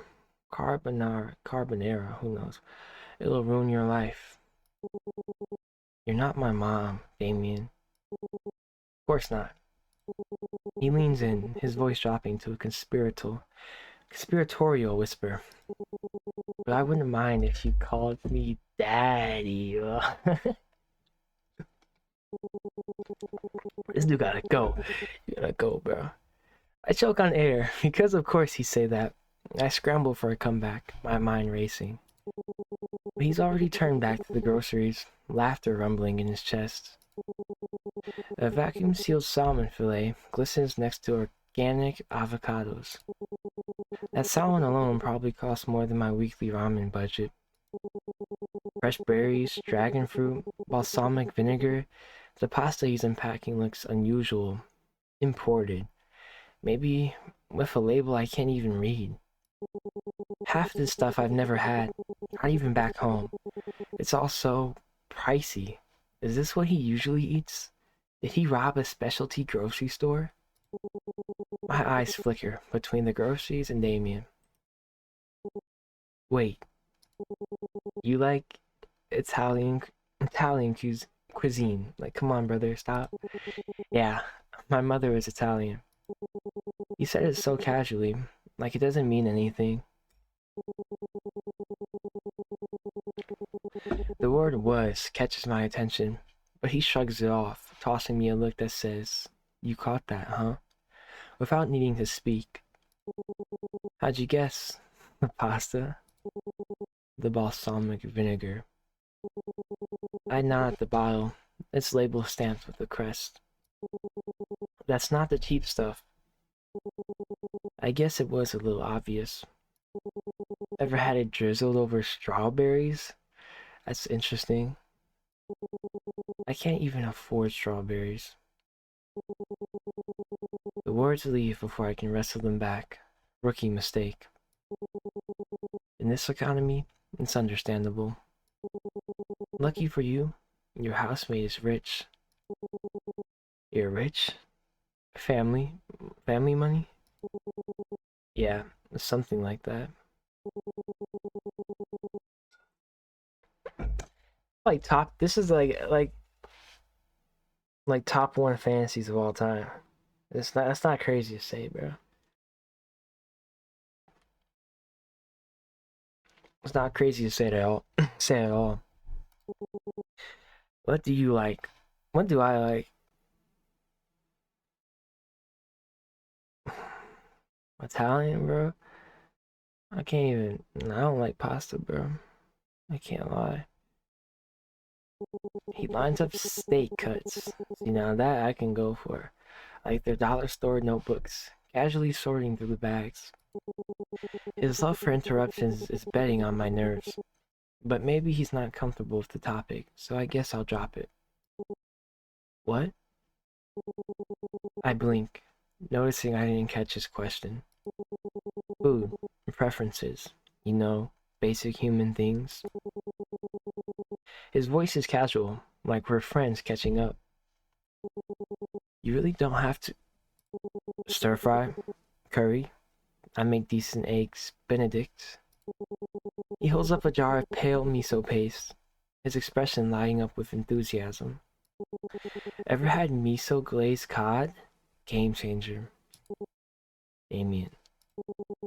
My voice cracks slightly. We're not. I trail off, unsure how to finish the sentence. Roommates who share meals, friends, yeah, we're not that close. But like, is that something you can complain about? He's very forward, but like, bro, he's cooking food for your free food. Okay, if you're my chef, do I get to complain? I can't pay you back for this. Yeah, that's like, and I'm gonna tell you that right now, bro. I'm not paying you back for my appetite. I can't pay you back for this. He turns to face me fully. Did I ask you to? His voice is calm, steady, and there's no smugness in it. No teasing, no mockery. Just a quiet, matter-of-fact certainty that feels almost disarming. Relax. I'm not tallying your seats. The words are simple, but they carry a weight that makes my chest tighten. He says it like it's the most obvious thing in the world, like he's already decided how this works and doesn't need my permission to make it so. That's not the point. The words burst out sharper than I mean them to. You just, you don't get to barge in here and fix things like I'm some. I trail off, my voice cracking. The rest of the sentence lodged in my throat. Like I'm some charity case, some project, like I'm broken and beneath everyone else. It's not fair. The words come out smaller than I mean them to. You just moved in yesterday. Yeah, and your pantry looks like like an apocalypse storage. His gaze flicks toward the cabinet, where my meager collection of groceries sits in all its sad glory. instant noodles, off-brand cereal, a single can of beans, some protein bars, and tuna. This isn't food, it's survival rations. His tone is light, almost teasing, but there's no malice in it. Still, the comment stings. I fold my arms tightly across my chest, defensive. It works. Until your organs fail. The best thing you have over there is tuna cans. I let out a small, involuntary laugh, though it's more bitter than amused. It's not even for me. Without hesitation, he tosses a bag of jasmine rice onto the pantry shelf, like he's fixing the problem. You like spicy? I. Good. His casual interruptions are getting more and more infuriating. Like I'm not supposed to be uncomfortable about this. I'm not starving. Debatable. You ever made pancakes before? Not really. Why? Because you're helping. Again, with the same tone as if it's the most obvious thing in the world. Like he's already decided this too. In my opinion, it's just a formality.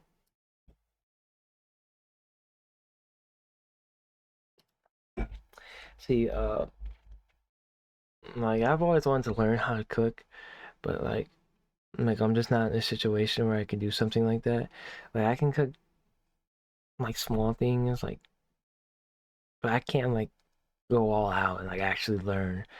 I just don't like. I don't have the money for that, and the house doesn't have that type of fucking food in it. But I would love to learn how to cook properly, so I'm gonna help. Even if it's pancakes, even if it's pancakes, it's that shit. You can still burn that shit.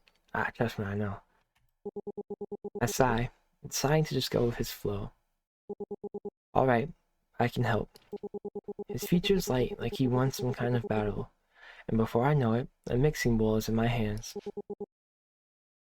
That's a good boy.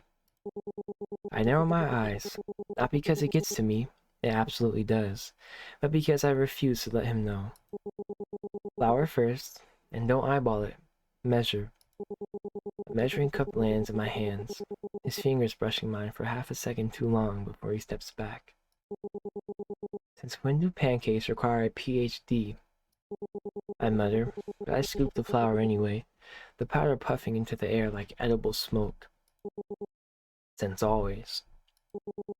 He leans against the counter, arms crossed, watching me with an infuriating half-smile. You think Nana would tolerate lumpy batter? Now you're starting to flex Italian? And who is that? Is that like,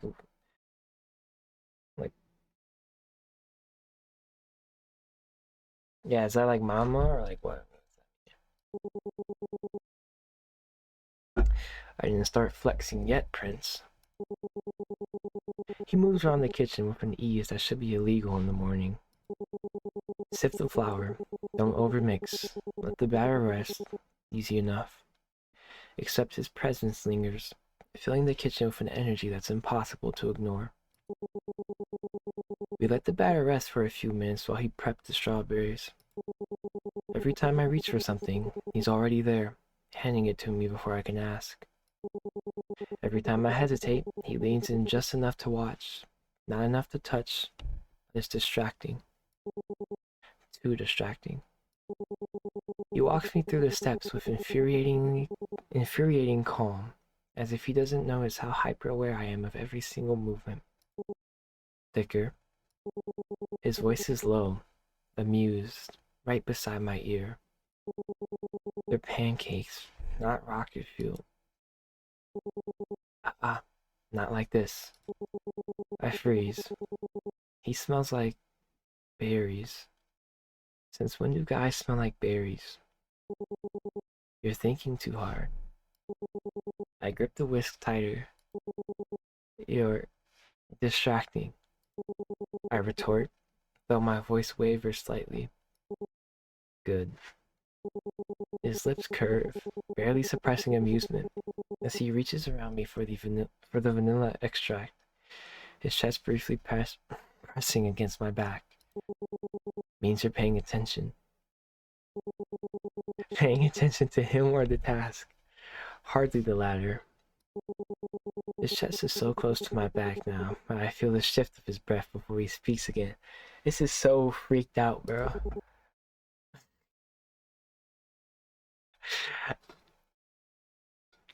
Like, I had to fucking word this out, bro. Just like that. His fingers brush mine, steering the whisk in slow figure eights. Play along. I can do it myself. I think if I was in this situation and I had a fucking Chad on my back whispering in my ear, and his fingers brushing against mine, I don't think I'd be able to retort. I don't think I'd be able to say anything, bro. I'm not gonna lie.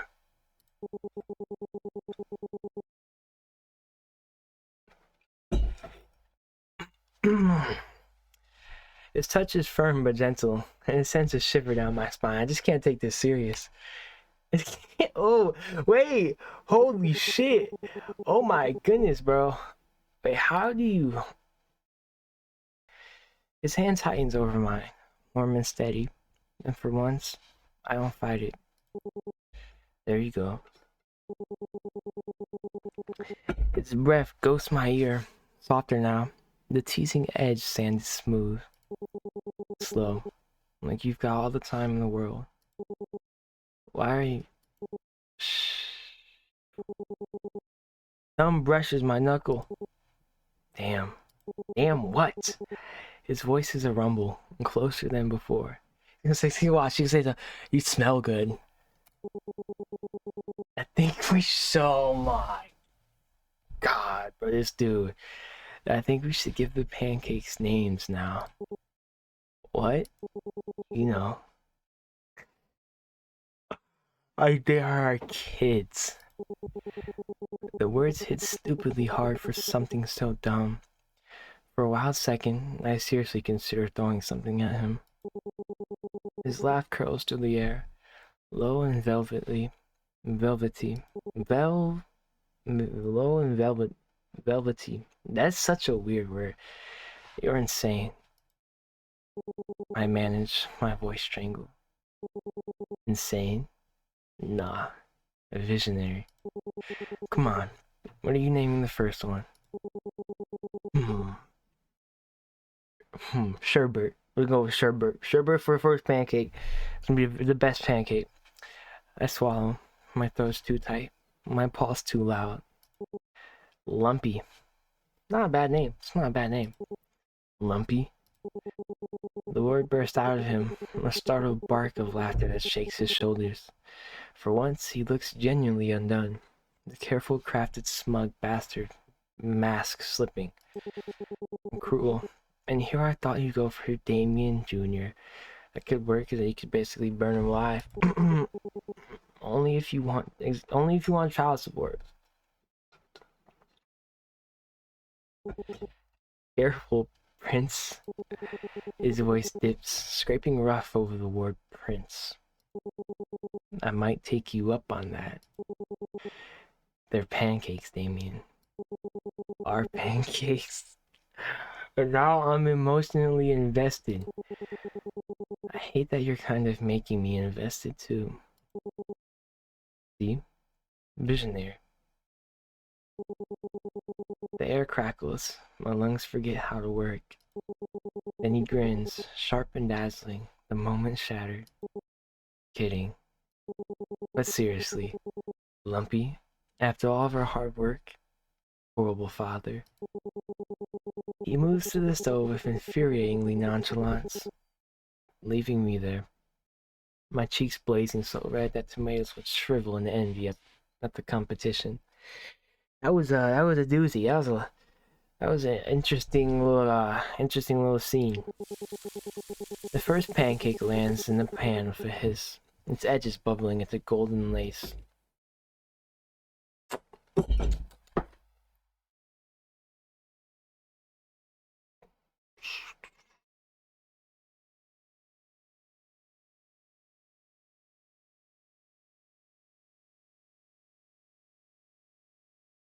He flips it with a flick of his wrist, and the smell of brown butter and vanilla fills the kitchen, thick and sweet enough to punch through my defenses. Then my stomach betrays me with a loud, unmistakable growl. Damien pretends to be focused on the stove, but I catch the amusement in his eyes. Hungry? His tone is dripping with amusement. I didn't have any breakfast yet. He plates the pancakes with practiced ease, stacking them into a tower that wobbles slightly. It's a little too much whipped cream, but they look good. He layers them with fresh strawberries and cream like he's done this 1,000 times. The pancakes are finished too quickly. Flawless, annoyingly flawless. Damien steps back, admiring his work with a satisfied smirk. Done, he declares, as if he's just unveiled a masterpiece. And maybe he has. The pancakes are golden and crisp at the edges. I can almost taste them. Alright, taste test. And now is the part where you feed me. He spears a bite on his fork, a single strawberry balanced precariously, and holds the fork out to me, waiting, exactly. I back up instinctively, my hands coming up in a defensive gesture. I can... Come on. He steps forward, cornering me against the counter. Oh! This is too much for me. This is too much for me. Apologize to your son. The fork hovers just in front of my lips, and I hesitate. My brain trips over itself, trying to reboot. His eyes flick to my mouth, then back to mine, and for a moment, the air between us feels charged. I lean in, and of course, he shifts the fork just out of reach, his eyes glinting with fox-like mischief. Closer. This got me cheesing. His voice is a low, teasing command. Damien, I protest. He's already leaning in, his free hand settling on my waist to steady me. My brain short circuits. You'll drop it. Too close. Too much. But the bite smells like heaven, and I haven't had homemade food in forever. Take the bite. Take the fork. But good boy. So now I'm gonna lean in and take that bite and give me that. My resolve crumbles and I lean in, finally taking the bite. The taste melts on my tongue. Light, crispy, sweet, with just the right balance of butter and sugar. A soft, involuntary hum escapes me. His expression shifts, all smug satisfaction as he catches my reaction. See? His voice is gravel rough, his grip tightening on my waist. Iris, bro. Can you stop falling out of my lap? Come here. Okay. Here we go.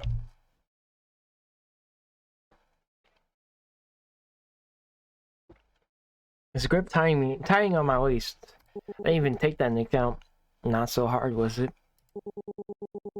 The fork clatters to the plate, forgotten, as he steps even closer, clearly invading my personal space. Now that's a review. His victory lingers in the curve of his mouth, until my fingers catch his sleeve. The sharp inhale he takes isn't loud, but I feel it more than I hear it. He suddenly steps back. He chuckles and hands me the plate. Eat, Prince. His tone softens, the teasing edge giving way to something quieter. Don't worry about anything. We should take care of each other. We live in the same house. The words settle between us, weighted and too loud. I stare at the plate, my throat tightening. Take care of each other. Then his phone buzzes loudly on the counter, shattering the moment. Saved by the bell. He mutters, snatching it up.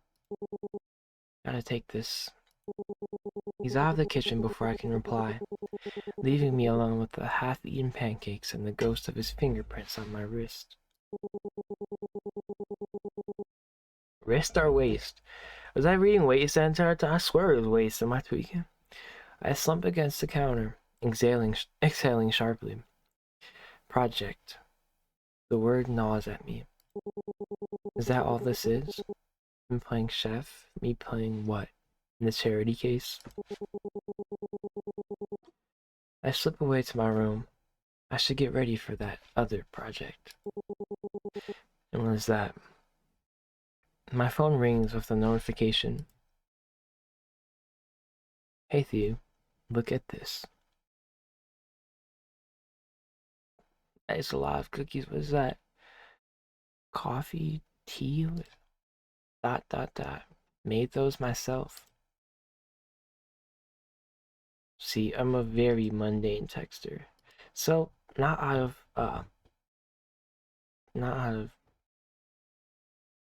not in the sense of purposely being rude, but just being so bored and tired I don't really care. So I'm just gonna hit him with this sure looks good.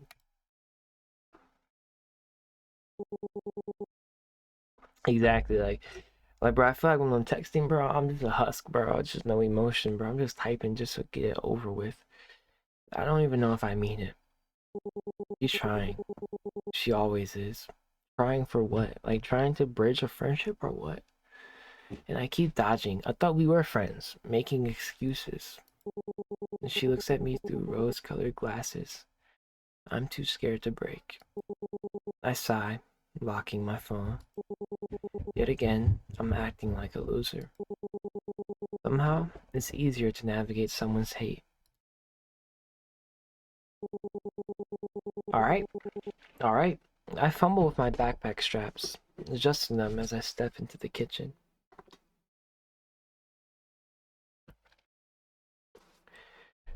It's cool. You did all that? How early do you wake up, doll? How late do you go to school? It just made, I mean, I guess it doesn't take that long to make pancakes. What, like 30 minutes at max? I had to eat on to whoever. The faint scent of coffee lingers in the air, mingling with the buttery aroma of the pancakes Damien made earlier. He's still wandering around the kitchen, rearranging things with a quiet efficiency that suggests he's settling into the space according to his own logic. You're going somewhere? I got school, buddy. I'm still in high school, so but I could be a senior. I could be 18. Never mind. Got community work today. What is today? What is today, bro? Damien's eyebrows lift slightly. Community work. Some extra credit project. Cleaning up old houses or something. That's interesting. Where exactly is this happening? And you need to know why? I shrug. Some old neighborhood across town. Why? Just curious. Yeah, so you can come stalk me? Okay, bro. His smile returns as he leans against the counter, arms crossed. Sounds like a unique way to spend a weekend. Are you sure it's necessary? And you're asking, why? Oh my days. Old houses could be dangerous. Exactly, but you're being weird, nigga. Shut up. I'm 18. I'm a grown ass man, bro. Don't even, bro. You're being weird. What? Is the house cursed or something? He chuckles, but it's a low, humorless sound. More like old wood is not safe. His gaze flicks to the ceiling, then back to me, lingering just a second too long. But you know, there are always places I'd avoid. Be careful, Prince. His voice drops, almost a whisper, especially with old houses. What does that mean? Well, good luck out there. There's a pause, the air between us thick. See you in the evening. I pause at the doorway, glancing back. Something in his tone catches my attention, but his expression remains friendly. Thanks. I hesitate for a moment, my hand resting on the doorframe. Maybe I should pick up some pastries if I have the time. I could thank him for the pancakes. The thought surprises me, but it feels right. I smile slightly and wave him goodbye before walking out the door.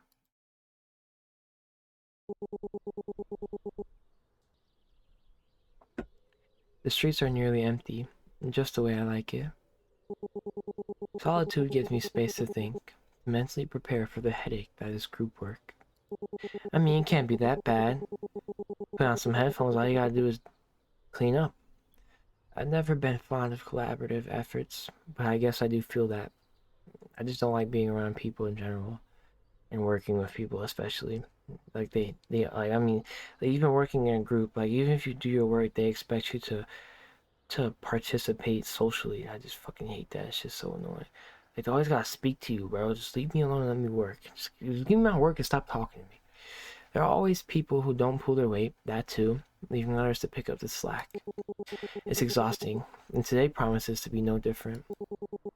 A short bus ride later, I step off at my stop, the map on my phone guiding me into an unfamiliar part of town. Watch, another dude's gonna get introduced, but he's gonna be like crazy or something like some stupid shit. The neighborhood feels like it's been frozen in time, but definitely well kept. I'm looking for a church, a landmark on the way to the abandoned house. That's today's project site. When I finally spot my destination, I slow my pace. Now, who we gonna be working with? Physical Anji, Anji question mark. Anji doing extra credit, huh? Who is it? Whoa, it's a nice house. The house stands like a forgotten relic. Its once grand facade now faded and colored in ivy. Weeds choke the front yard, and the windows, though intact, are grimy and dark. A group of students is already gathered near the entrance, chatting and laughing like they're at a social event rather than a work project. I take a slow, deep breath and step forward. That's when I notice him. Exactly. Which familiar face am I going to be met with? Seven, the guy from the cafe. Oh, so look at this is Seven and his sweetheart. He's just doing it for the love of the game. His mess of blonde and red hair is unmistakable. Unmistakable. Strands falling lazily over his fair features. He's standing apart from the group, scrolling through his phone with an expression that screams disinterest. Never mind. His posture is relaxed, almost too casual, like he's already mentally checked out. He notices me before I decide to do anything, and walks up to me, his hands shoved into the pockets. Didn't expect to see you here.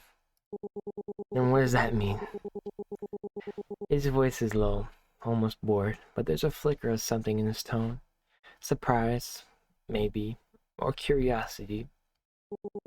I shift my bag on my shoulder, trying to match his nonchalance. Yeah, small world, I guess. Didn't peg you for the group project type either.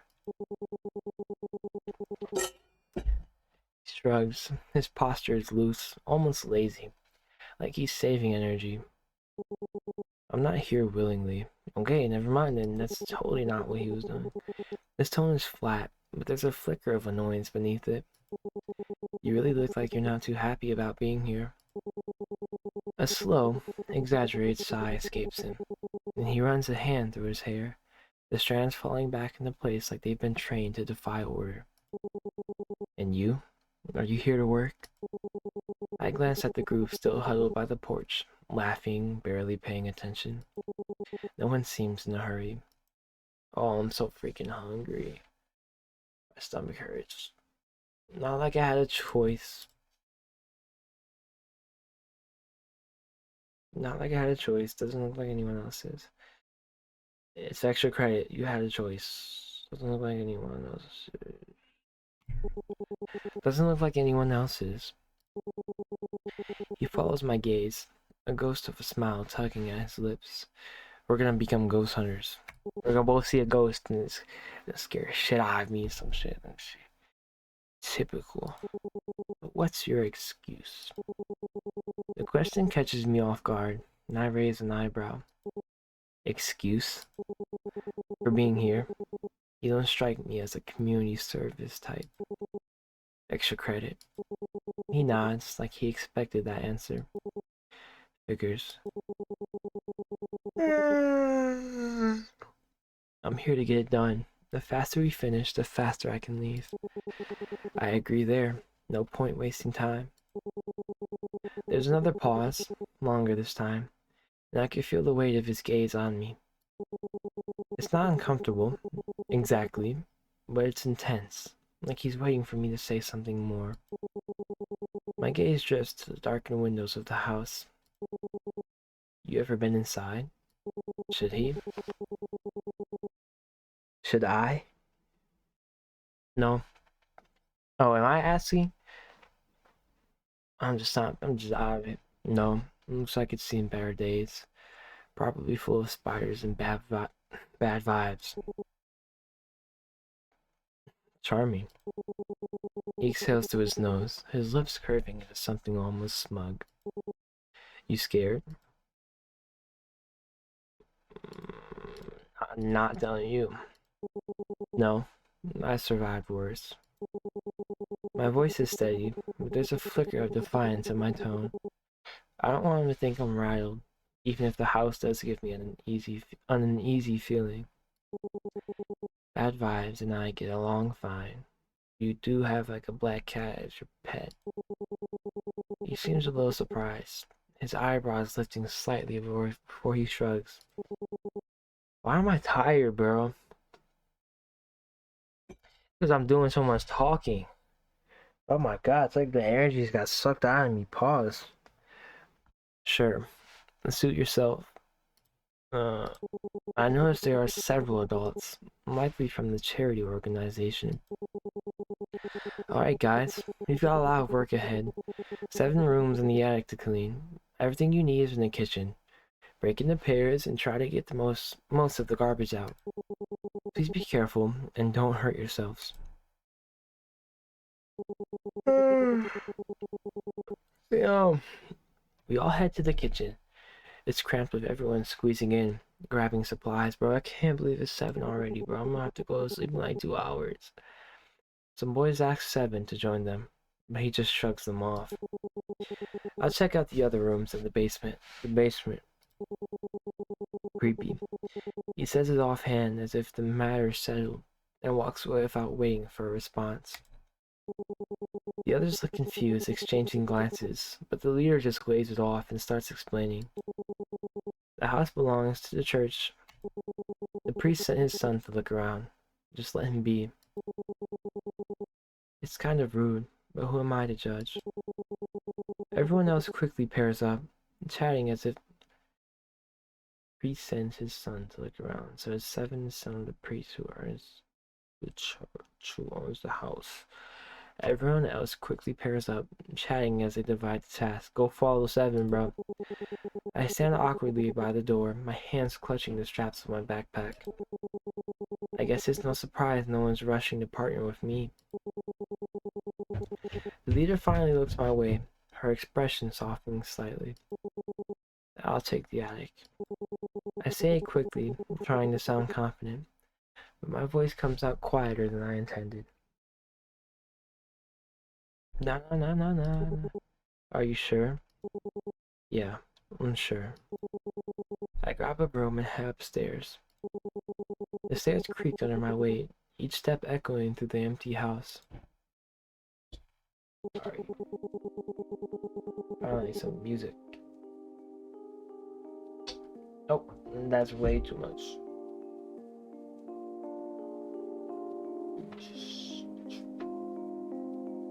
Damn, that's way too much.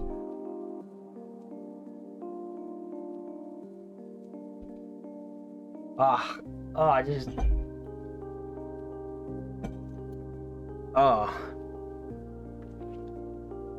Tasted some of the moisturizer.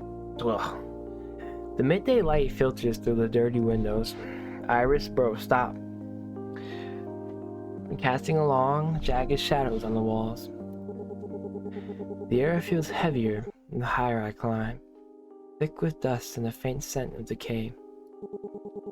The attic is messy, but not as bad as I expected. Dust hangs in the air, making me cough. Boxes of old books, clothes, shoes, and furniture are scattered everywhere. I take a deep breath and start with the books, rearranging them into neat stacks.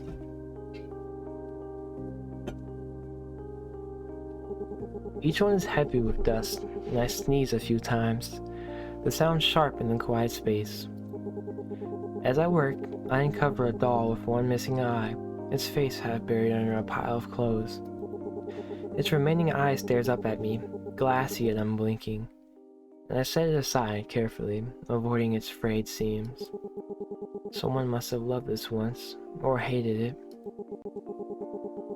The thought lingers in my mind as I continue cleaning, the attic slowly taking shape under my hands. The silence is almost comforting, broken only by the occasional creak of the floorboards or the distant sound of laughter from above. I guess they're having fun. The piles start to shrink, and the attic looks a bit more organized. I wipe the sweat from my forehead, feeling a strange satisfaction. I'm doing a good job here, I guess. Why no one checks on me, though? I might as well do nothing and no one would notice. Alright, interactive. I'm gonna look to the left. Someone's gonna be there. I pick up a delicately folded note from the mess of old papers. Hello? The edges are soft with age, but the ink remains bold. The handwriting is rushed. Rushed, you say. I fear our stolen moments cannot last. Your place is with them. Not me, but my heart rebels. Your sweet lips are all I can think about. I would burn my name, my home, my life if only you'd let me. Say that word, and I will make the impossible real. Gorgeous. Tucked with the note is a black and white photo of a beautiful young woman and little flowers. I grab my phone and take a picture just in case. These words are too sweet to just leave them here and rot.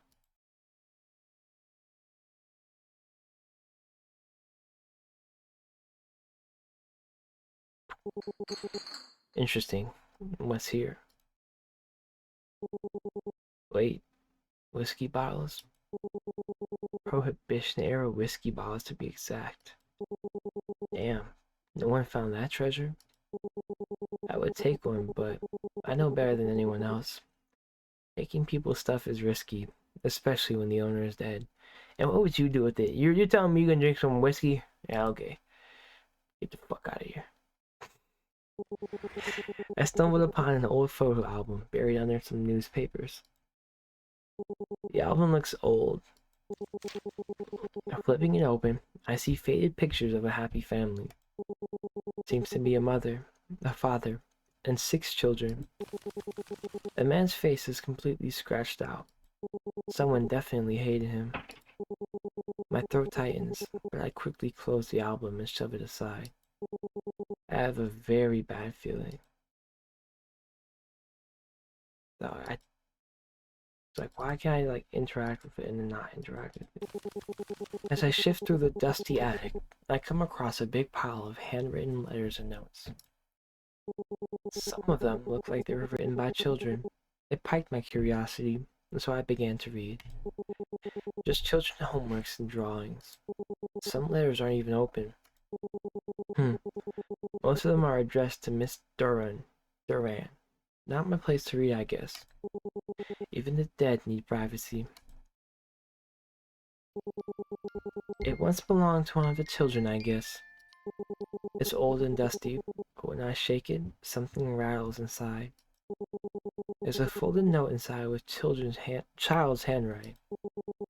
Please, ballerina, stop singing. Phoebe.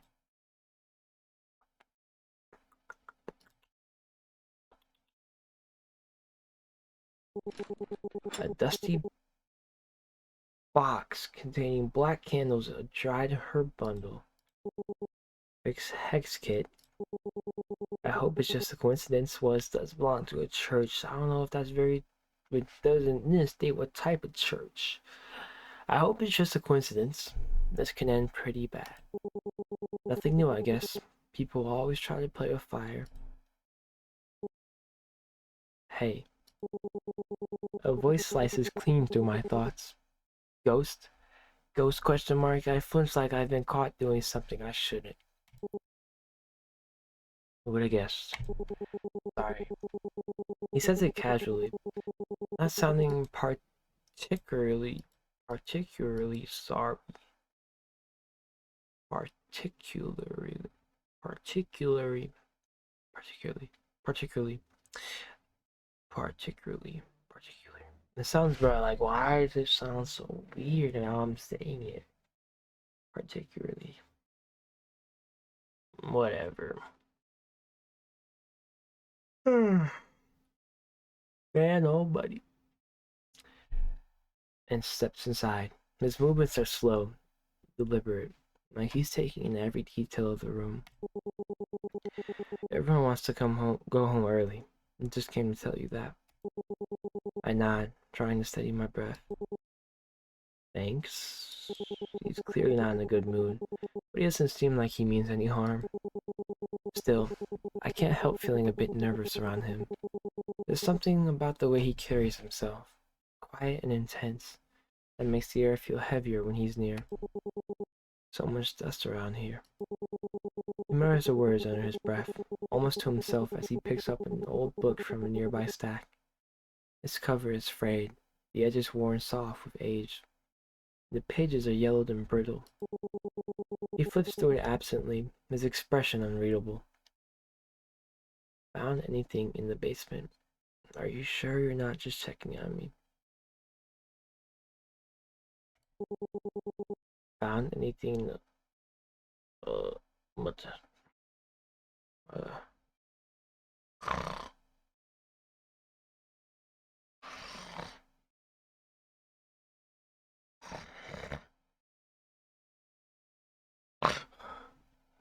Ugh.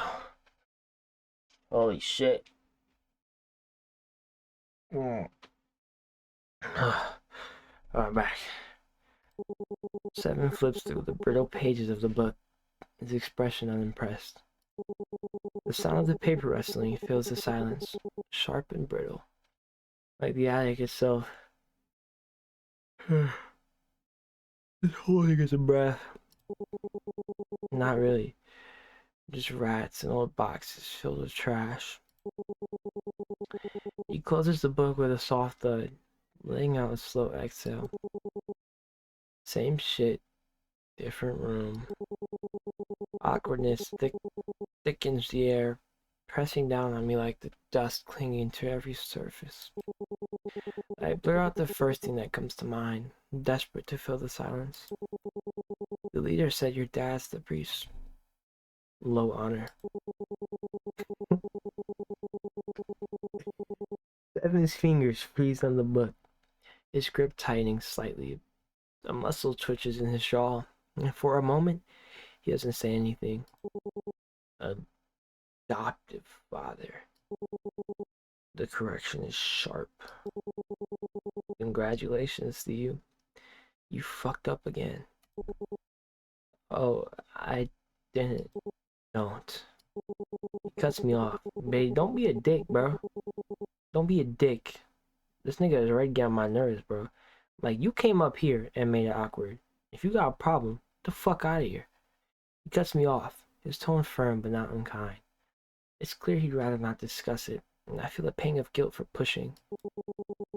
Maybe I should ask something else. No, you should just be quiet. You're clearly not very socially adept, so just shut up. You know what? But in a sense, he is pretty shitty at small talk too. So you know what? You won't snap at me? I'm gonna snap at you.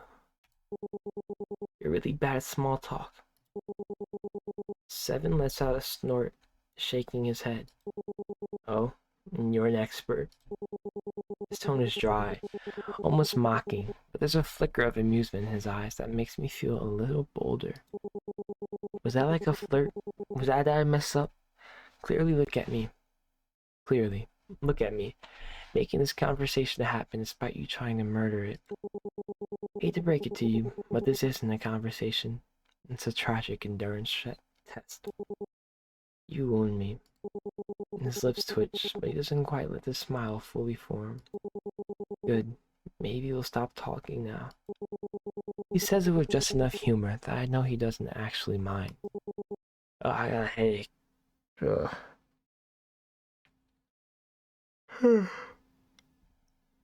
Oh, hungry.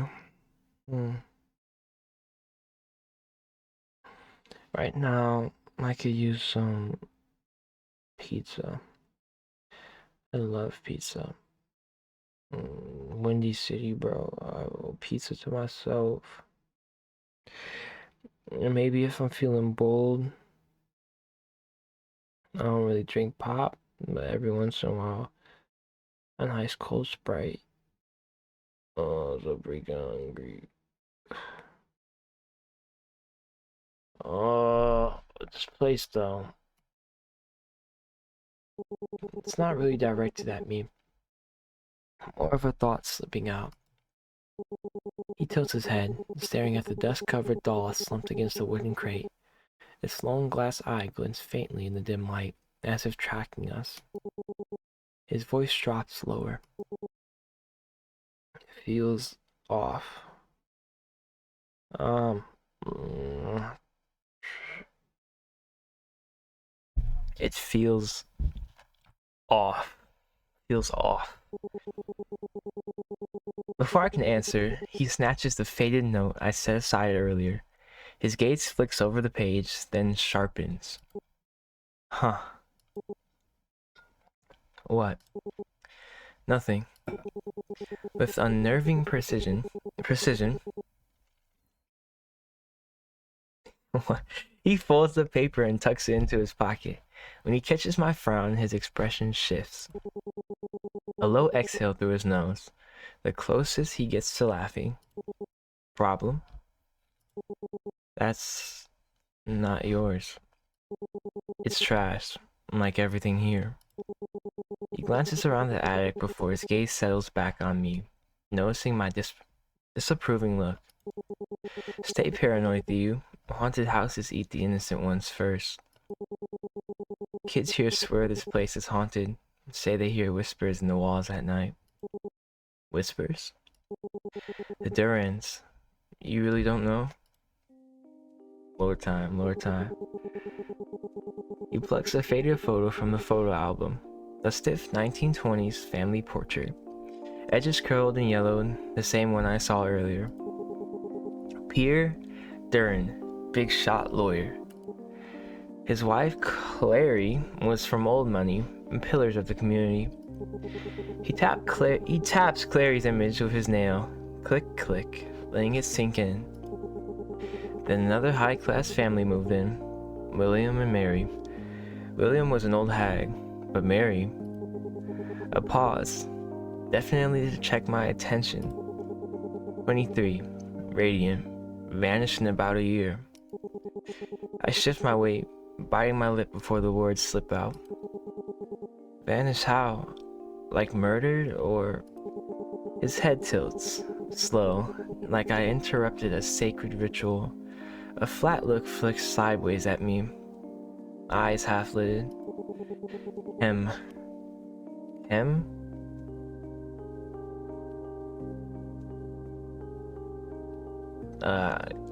Ghost story. Theo, let me get there. I scowl. He smirks. Police found nothing, like she never existed. People assume she ran off. No body, no trace. Then he keeps a dramatic pause, making me lean even closer. He started seeing her and told the priest she haunted his dreams. Guilt or something needier. His voice drops to a whisper, the last word curling like smoke. I shiver, the cold seeping into my bones. He's definitely enjoying this too much. Mrs. Duran found letters, explicit ones, to Mary. Why is everyone is getting freaked? He pauses, letting the implication hang. After that, she stopped eating, stopped speaking, just stared. Neighbors heard the kids crying for weeks. Then he snaps his fingers. A sharp, jarring sound that makes me flinch. Embarrassing. Embarrassing. Oh my goodness. Poof. All 6 gone. All 6. Was that necessary? Vital for the atmosphere. Anyway, cribs still made, and coats on hooks, like they evaporated. And Clary? Found dead in the foyer. No marks. Coroner called it acute stress cardiomyopathy. Fancy way to say she had a heart attack. And Mr. Duran? What happened to him after all that? Mr. Duran. Seven picks up a rusted pocket watch from the debris, its surface dull and pitted with age. He winds it absently, the faint tick-tick-tick echoing like a failing heartbeat in the stillness of the attic.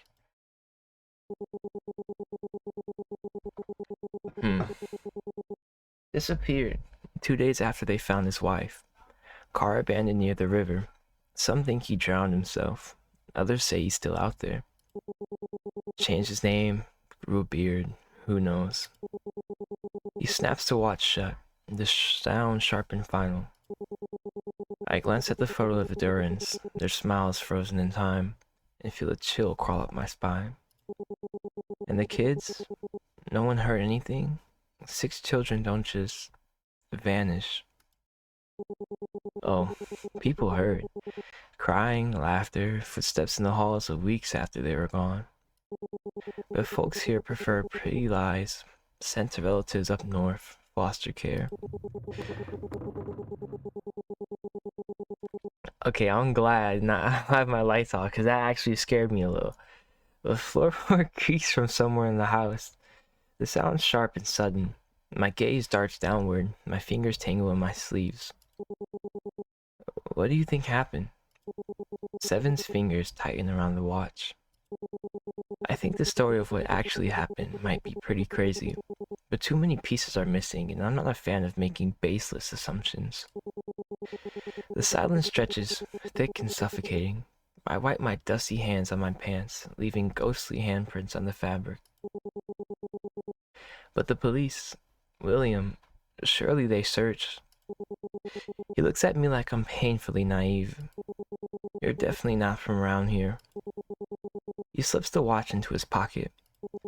Come on, of course no one found anything. Otherwise it wouldn't be so mysterious. Are you trying to scare me? I don't appreciate your tone. So snappy. Are you trying to scare me? Why tell me this? The words come out sharper than I intend. Seven tilts his head, his green eyes glinting with something unreadable. Are you trying to scare me? I don't know. You chose to sort through the attic alone so easily. I figured you didn't know the story. And what's the story? What's so bad about the attic? His tone is casual, almost dismissive. Volunteering to play maid in a dusty attic. Why the attic? Why alone? Aren't you at least nervous in such places? I pause for a moment. I say, but I don't know. I feel like I feel like I'm not really scared of ghosts because I can see ghosts. I'm a witch, so who knows? Why didn't you join one of the groups? Why do you care? Why do you care? His eyes skim over me, that quiet, unbearable confidence of someone who's already won. I don't. Just trying to figure out if you're brave or reckless. Didn't expect you to be so touchy. I cross my arms, the air between us thickening with tension. I'm not touchy. Maybe I just like to be alone more. Doubt that. You're one to talk. You've been hiding from everyone as much as I do. Touché, but I don't pretend. Now you sound exactly like Tiss. You just so Tis?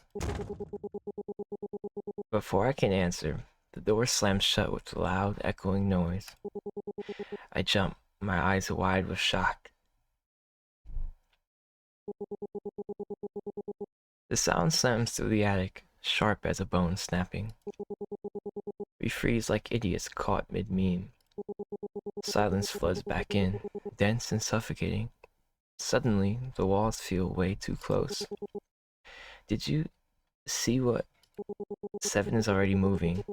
He grabs the doorknob firmly and gives it 2 sharp shakes. No. Still locked.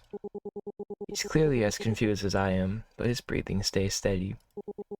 Meanwhile, my heart's trying to break out of my ribcage. The air tastes like a metal coin, charged with something that makes my witch blood crawl. The pressure builds under my ribs, familiar and unwelcome. They're gone. This isn't a prank. I murmur it more to myself than him. The charm in my pocket burns against my leg through the fabric. Hot, insistent. Dangerous spirits. Who's gonna show up? Who's gonna show up? I fumble it out, the paper crinkling stupidly loud in the silence as I press it against the wooden surface of the door. Seven side-eyes me hard, but screw that. Every hair on my body is standing at attention like Mom's ghost just whispered, "Danger, idiot," right into my ear. The sigil of nights, blue fire traces the doorframe, crackling like winter lightning. The scent of burnt paper fills the air, sharp and clean. Magic flows through my fingertips, warm and electric. When noise comes from it, maybe I should turn around. So, give it the atmosphere. Excuse my chair, but I broke 2 wheels off of it. It doesn't even work. Not knocking, not pounding, scratching. Tis, where you at, Tis? Open the door, go say Tis. Before I can think, my hands fly. Before I can think, bro, this freaking grammatical errors are pissing me off. Before I can think, my hands fly up and slap over Seven's mouth. He freezes. Wait. For a second, I'm not sure he's going to shove me off. His eyes lock into mine, and I can practically see the sarcastic "what the fuck" hovering in the air between us. Clever witch. The words bypass my ears entirely, manifesting inside my skull. Multiple voices layered together, each one wrong. A chill rolls down my spine. The lights. The light bulb doesn't just burst, it implodes. Seven yanks me flush against him so fast I nearly lose my balance. Suddenly, I'm pressed between his stupidly solid chest and the wall, with him playing human shield while I'm basically one deep breath away from crumbling to my knees. His pulse, steady as a fucking sniper's. The thing outside laughs. Yo, chill. The toe bows inward. Damn, bro, chill out, you scaring me. Each hit sends dust snowing down from the ceiling. Seven's grip tightens, solid and sure as the attic shudders around us. The blue fire is still holding, but I can feel it. That thing out there is strong. We don't move, don't breathe, just play statue in the dark. Finally, the pounding stops. Silence returns, heavier than before. All I can hear is our ragged breathing, which suddenly seems way too loud. I start pacing frantically back and forth like a caged animal. My mind races in desperate circles, grasping at half-formed ideas only to have them slip away. This is bad, really bad. What do we... And before I can finish, Seven spins me around like a damn action hero, forcing me to look at him. His hands clamp onto my shoulders, hard enough to hurt. The last bit of twilight leaking through the dirty window cuts his face into sharp angles, so it's nighttime now, we're alone. Pipsqueak, breathe. Don't call me that. Yeah, I feel like I'll be panicking. What would I... Don't call me that. Just give me a second. Just give me a second. Just give me a second, okay? Seven doesn't let go. His hands stay locked on my shoulders like he's afraid I'll bolt or maybe pass out. Definitely the second one.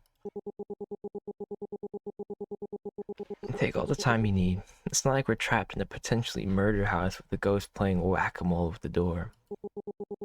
I shoot him a look that could melt steel, but damn it, my breathing's already slowing down. Your pep talks suck. He shrugs, unfazed. If it works, it works.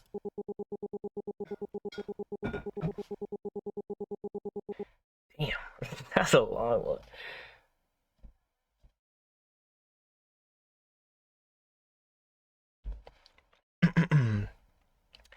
For once, he actually shuts up and just watches me with those stupid, intense eyes as I drag in a lungful of dusty attic air before I finally look back at him. I chew my lip for a second before spitting it out. You're gonna think I've lost it, but none of this adds up. The house's history, mysterious deaths, the creepy attic clues. It's like doing a jigsaw puzzle where someone kept half the pieces, but one theory keeps nagging at me. I glance at the door like it holds answers. This might be Clary, might be Mary. So I don't remember exactly. I think Mary was, I don't know, I think it was a cheating situation, but I don't know. I'm pretty sure Clary was a wife, and then Mary was the homewrecker. So I feel like the angry spirit tied to this house obviously has to be Clary, unless Mary, I don't remember how it went, but unless Clary body Mary and Mary got trapped here like a fairy. We're going Clary. This might be Clary.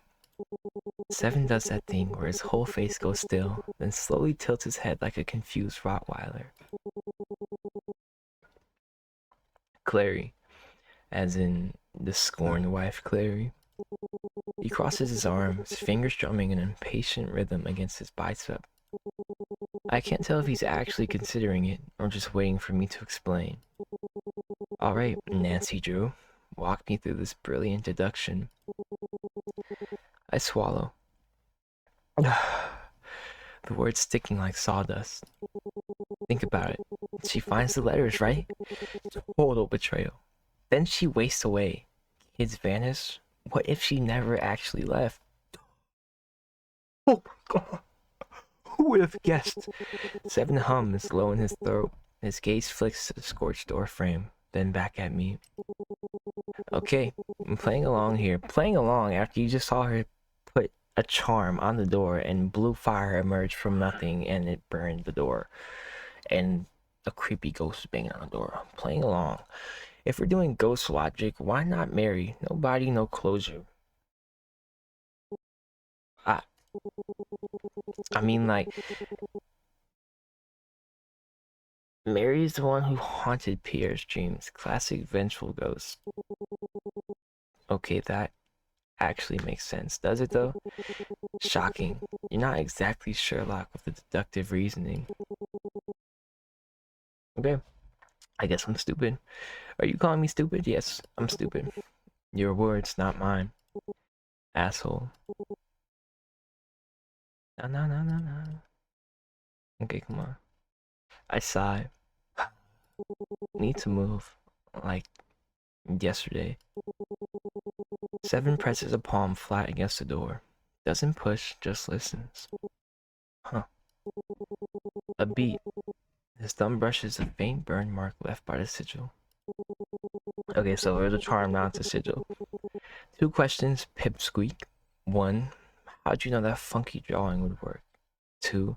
What the actual fuck was it? My throat goes dry. I freeze for a moment. Wait, in the middle of all this, he goes for interrogation? You're way too calm about the whole monsters are real thing. My voice cracks. I hate that it does. Panic gets people dead. He steps closer, the air between us thrums. And you're still not answering. My pulse jackhammers. Tiskers was right. This dude is dangerous. You're not even a little freaked out. What are you? He's not human. He's not human. What are you? Aw, suddenly I'm the scary one. Cute. His face inches closer, breath hot against my cheek as he crowds into my space. Back up, yo. But we're not playing 20 questions about me. He shakes his head once, deliberate and slow. Don't try to spin this around. Last chance? Who do you think you are? Last chance. Who the fuck are you?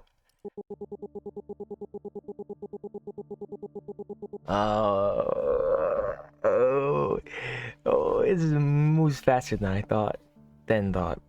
1 second he's a foot away. The next, my wrists are pinned above my head, slammed against the wall. Oh, okay. Oh, okay.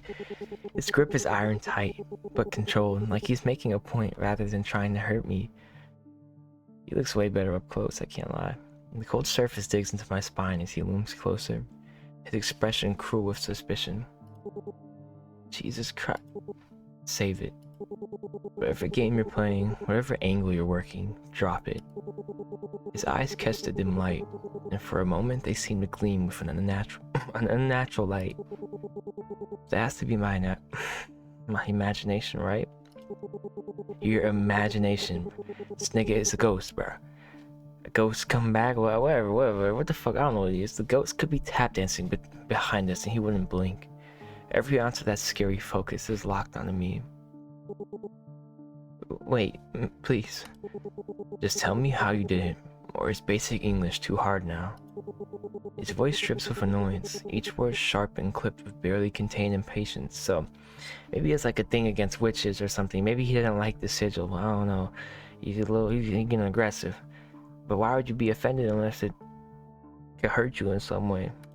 It has hurt you in some way. You really think this is some kind of trick? No, I think you're something tricky. Tricky. Oh yeah. It's like I forget the lyrics when like I have to think about "Talk to me, I'm going solo."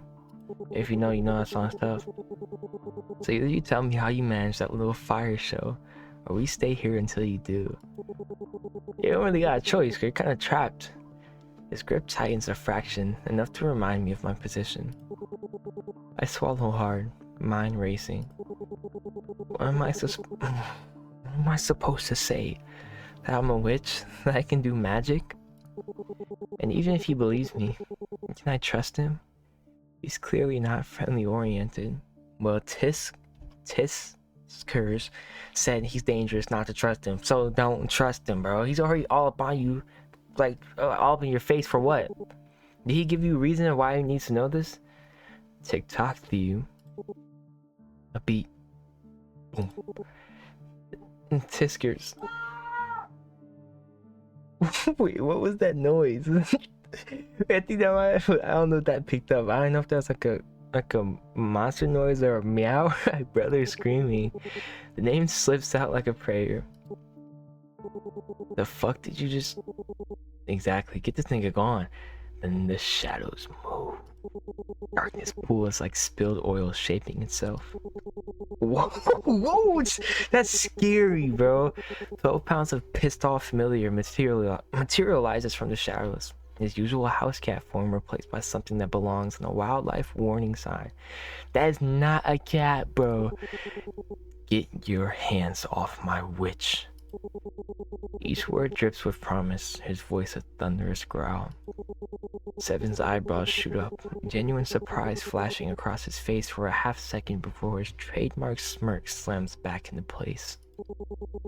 Or what, kitty? You'll scratch me? This is like fucking...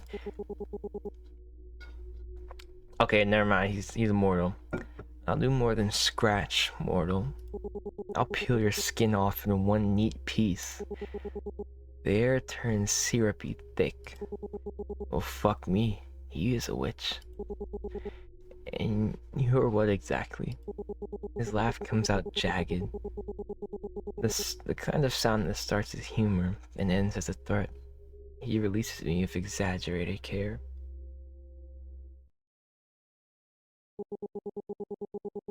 Yes, sir. I like 7. I'm starting to like 7 a bit more. He's definitely interesting. Tiskers doesn't retreat an inch, his claws extend with audible snicks, carving furrows deep enough to plant seeds in. Tiskers, stand down.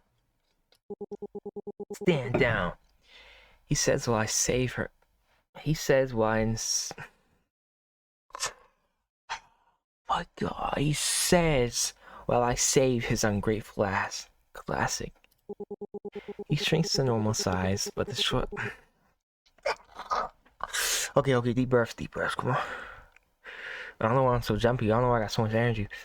Oh, what's going on with me? Can't speak. He shrinks to normal size, but the shadows coil around him like living things that glare could strip paint. I throw my hands up. Everyone needs to calm down. Calm down? I warned you about him. And what do? Sneak off for alone time in a haunted house? His tail whips back and forth like a pissed off rattlesnake. Do you have a death wish? Well, I'm sure Tiskers could probably just clear his memory, right? Erase his memory. That's not... I feel like that's not dumb to say. It's not like I planned this. Oh, my mistake. You just accidentally missed the Vengeful Spirit radiating enough bad... Vengeful Spirit. Radiating enough bad vibes to power a horror franchise. Vengeful Spirit Mortal. What the fuck is going on? Is he possessed, maybe? I didn't think about that. 10 minutes ago, it felt like an ordinary house. Well, that would explain his eye color changing. He releases a hissing exhale of pure frustration. I swear, I can't leave you alone for one damn second. 7 claps loudly. Wow, family issues. Tiskers groans. Ugh, my fur's all itchy now. He squints at 7, sniffing once, then twice. Who exactly are you? He suddenly gets right up in 7's personal space, nose twitching. Why the hell are you so damn bright? Excuse me. Tisker's tail gives one sharp lash, golden eyes narrowing to slits. 7 exhales slowly. You're imagining things. Am I? Can someone translate? Tiskers ignores me, circling 7 like he's trying to solve a particularly annoying puzzle. Tiskers? Not now. Tiskers is really selling the intimidation factor. Apparently, Thyrus is too hard for a 4-year-old. What does that mean? Though I must admit, the nickname has grown on me like a particularly stubborn fungus. I watch the exchange, my pulse hammering from everything. My mind is a tangled mess, trying to piece it all together. So we just forget about the demonic ghost that was trying to kill us? This just got twice as complicated. Well, there's also a demonic ghost that tried to kill us in this room. I shift uneasily, eyeing the flickering light around the door. Guys, this barrier's got maybe 2 minutes left. Thank you. User brain. It's not my strongest work. Why am I not surprised? Useless. I'm doing my best. Your best is magically incompetent. 7 scoffs like he's already tired of us. Oh! The door bows inward. My protection spell gutters like a dying candle. 7 exhales through his nose, already moving. Dude, I turned my I turned my volume up so it kind of it's got me jumping. Catch, flick. I blink at the sudden light. Wait, you just carry that around? I like night walks. Problem. But at least don't leave us in complete fucking darkness when ghosts throw on it. The beam swings toward Tiskers, illuminating his unimpressed expression. Wow, I'm a lampstand. But Tiskers, I want to be normal. What is going on? He mimics in a high-pitched whine.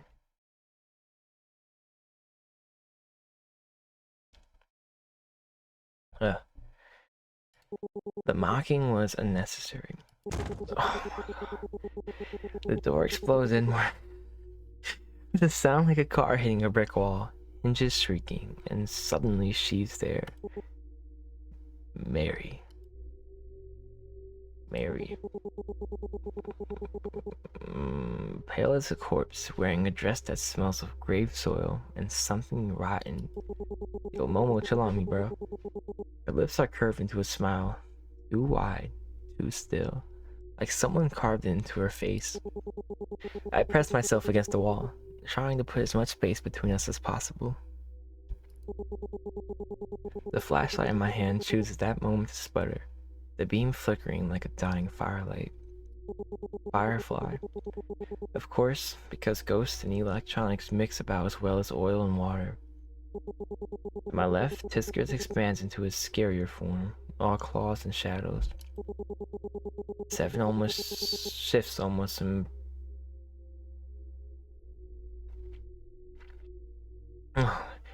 Seven almost shifts in... Seven shifts almost imperceptibly, like I just can't put it together.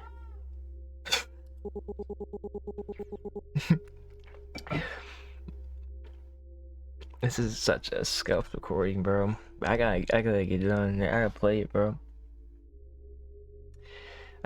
I think it's nice if I wasn't so damn scared right now. I've seen dead things before, but not like this. Not something that looks straight out of a horror movie classic. Seven breaks the silence. You shouldn't be here. Soon this abandoned dumpster will become some retirement facility, and I doubt grannies will like your company. Mary just stares, creepily unblinking like a statue. Ooh, that was nasty. Don't ever do that again. Mary tilted her head too far. Her neck cracked, like actually bone-cracking sound. Maybe she didn't expect that reaction. I didn't expect him to act that unbothered either. Mary? Stop. Her head jerks back up with another nasty crack. You know me. You know me. The temperature dropped so fast my breath turned to fog. The floor groaned beneath us like the house itself was in pain. You know what happened. I do. Is that a bad thing? You mean the murders, the children who disappeared, the dark magic? Wait, dark magic? The hex kit? Mary's smile twists into something cruel. Yes, I've been cursed. But that's impossible. The rituals are too complex. Do you think you're like the only, like, witch to ever exist or something? Discurse bristles, shadows writhing around his form. The anchor. No human could even find one, let alone bind to it. They can't reach that deep into the other side. Mary's laughter echoes. Well, it doesn't matter now. What matters is what you can do for me. Oh, for fuck's sake. Of course you want his damn body. Classic insidious ghost bullshit. Wait, what? Bro, fuck them kids, bro. What do you want? Her smile stretches impossibly wide. The kitty already told you. Nah, you're gonna have to fight me for this, bro. Ooh, my fault. I just did the same thing I didn't like. 7 steps forward, voice sharp. Nah, the only thing you're getting is a ticket straight to hell. How brave. What are you going to do? Her laughter cuts through the air, sharp, unnatural. I mean, she's got a point. What are you going to do? Punch the ghost? Seven exhales sharply, rolling his eyes at Tisker's remark. Then, before anyone can stop him, he lunges, not at Mary, but through her. Mary pulls the classic ghost move. Poof, gone faster than I could blink. Get back here. We're not playing hide and seek. Minigame incoming. Whoa, whoa, whoa. Okay, yeah. What are the controls? What am I supposed to do?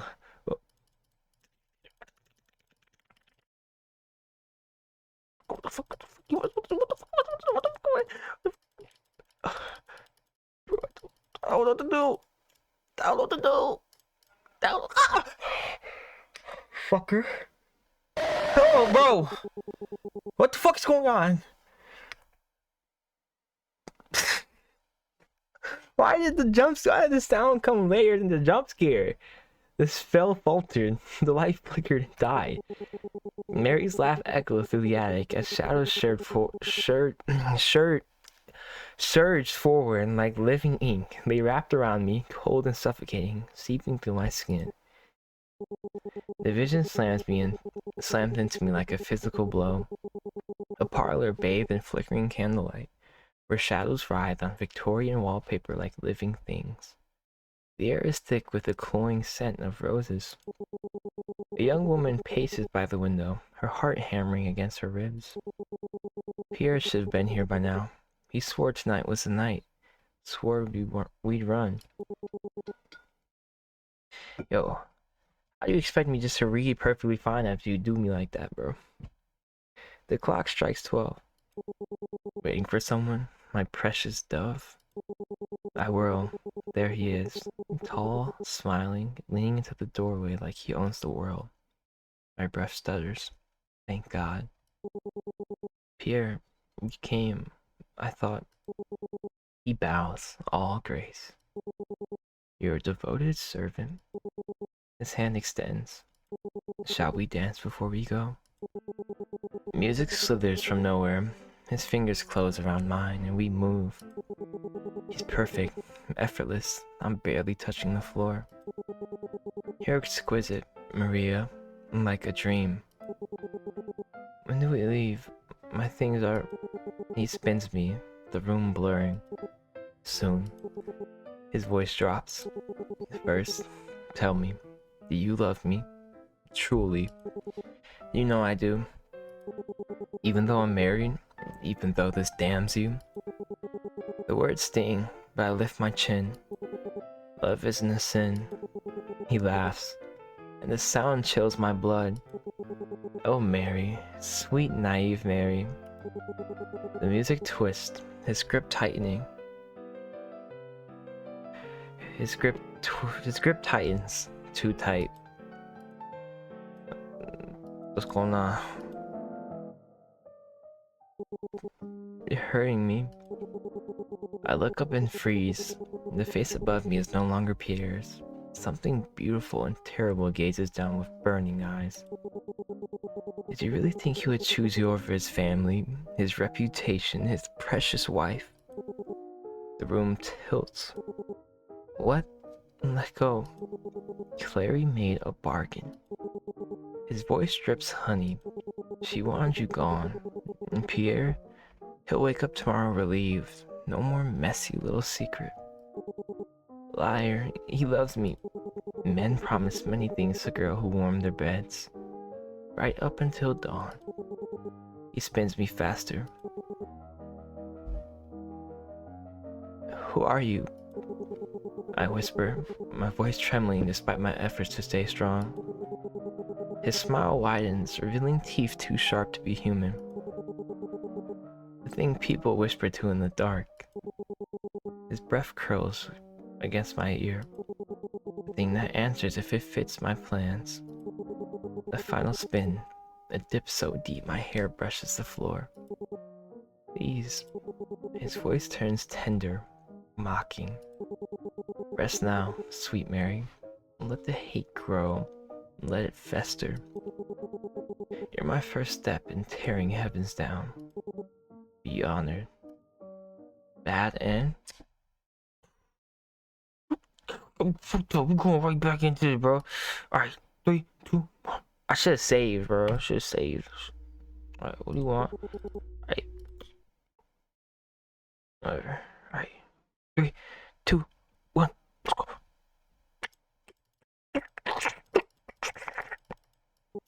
Just keep the light up. Oh, what? Keep the light. Oh, what?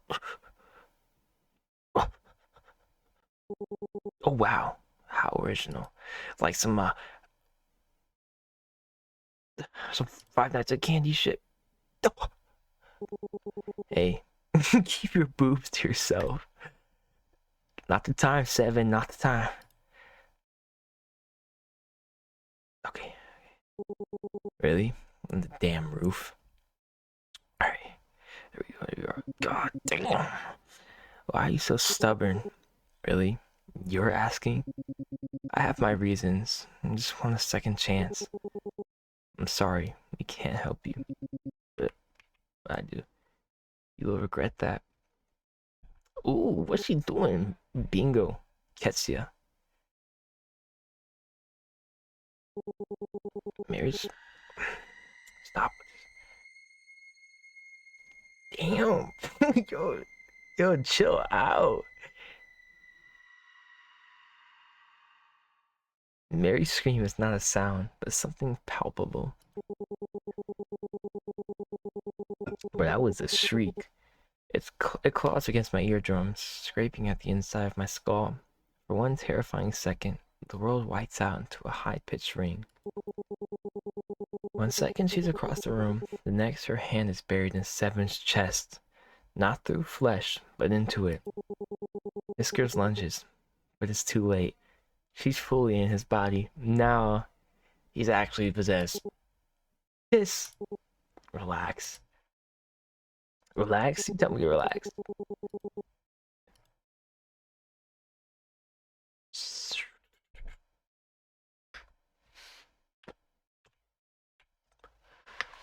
Seven jerks. His back arches like a snapped bowstring, with veins bulging black under his skin, spreading fast. A guttural scream tears out of him, which Mary's voice layered over his own. This isn't possible. Oh, of course, he's just fucking rejecting it. He's just Chad, bro. Then light. Golden cracks split Seven's skin. Who is this dude? Not wounds, but radiance under his skin. Mary's shriek cuts off mid-screech as Seven slams a fist against his own sternum. That must have hurt. Damn ghost. Well, he is the son of the priest. He does have cross earrings. I peeped it, but I didn't peep it. He coughs more. When he looks up, his eyes are his own again, flinty, annoyed, and glinting with something.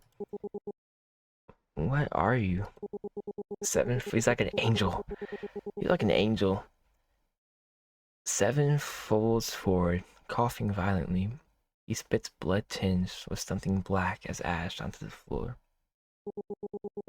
This isn't a good time to ask questions. He rolls his shoulders with a series of audible pops, breathing hard but steady.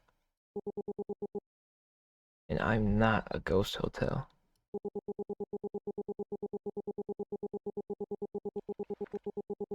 I'm just confused. If she wanted my body, why did she lunge for Seven? Maybe because she's scared of me? But nah, no. Discards and I freeze. I've seen possessions before. Watched them burn people out from the inside like fuse wire. But this, Seven just shook it off as if it were indigestion. 777. Was that the plan? Bait her into trying to possess you? So what did he do? Did he just like spit her on the floor or what? Excuse me. Nah. Just getting a hold of it would have been enough. But you had to be a goddamn witch and make the whole thing harder. I huffed slightly. Are you seriously going to bitch about this now? Seven doesn't answer, just thuds onto his back on the filthy floor. Arms splayed, clearly done with everything. I hesitate. I'd like to go home, make a cup of warm coffee, and forget about the situation forever. But it would mean to just leave. I sigh and reluctantly sit down next to him. Tis. Pillow mode. Excuse you. Tis. Ugh, fine. You owe me for this. Tis? That's tough. Weren't familiars supposed to be like slaves or something? What is a familiar? They keep saying this. What is a familiar? Who are you calling a slave? I'm an anchor, not a damn object. I rub my temple. Yeah, he's more like a guide. But which familiar dynamics vary? Huh? Are there many of you? Not really. Not as far as I know. Huh. What are you, bro? Can you answer my question first, bro? The attic presses in around us, thick with dust and the weight of abandoned things. The only light comes from my flashlight, its beam cutting a shaky path through the dark. Silence stretches, broken only by the creak of floorboards and the soft of Tisker's paws. Hey. His voice is quieter now, almost hesitant. About earlier. I tilt my head slightly, waiting. I was rude. You're always rude, bro. Okay, Pops. As far as I know, witches are nasty. Though just looking at you should have made it clear about his dangers as a kid. The admission seems to cost him something, his pride visibly wrestling with his conscience. Is that an apology? It's an observation. He's got the little black veins. Like, what's going on? Is he like sick? Is he deal with the possession like for like a week or some shit? Was that even an apology? He didn't say sorry. Devin flips him off without looking. Shut it, furball. Good. That's done. Now, you wouldn't happen to know anything about certain dreams, would you? There's something in his tone that makes me pause. The question hangs heavier than it should, but my brain's still too fried to untangle it. Dreams? You mean, what dreams are? The fascinating neurological phenomenon where humans hallucinate for 8 hours straight? Oh, my brother don't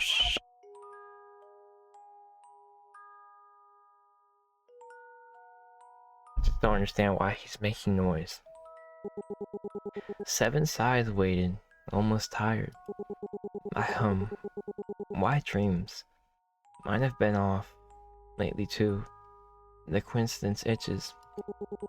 I'm curious if our dream problems are similar, but I definitely don't trust him enough to lay it out right now. File that for later. So you're, what, holy? The word feels almost childish as it leaves my lips. But there's no other way to describe the raw power I felt emanating from him earlier. He huffs slightly at first, then laughs, full-on laughter. Whatever keeps me alive, does the label matter? I'm serious. He groans, the sound warm and rough. Ugh. Sane is too strong a word. I'm more like a dinner that humans would gladly eat. Already tired of this conversation, but I guess it might seem like I'm some low-key Jesus. Nah, you're not Jesus, bro. Minus the wine tricks, though fuck, I wish. He's blessed, makes him good at sending things that should stay dead to where they belong. People marked with divine power, either for past merits or the gods were having fun. You never know what those high and mighty have on their mind. I tilt my head back slightly. How old are you exactly? Since when were you an like, how can I morph this into sounding correct? How old are you exactly? Since when were you an alcoholic? But that wouldn't, like, never said that. I think he's, whatever, just go. 7 scoffs, wiping blood from his lip. June and I are the same age. How old is June? Fiskers flicks his tail, unimpressed. And how long have you been 18? The air stills. Seven's glare can melt steel. There's no real heat behind it. Just that familiar deflection. Fuck you mean? Are we hinting at twilight now? Tisker's ears twitches.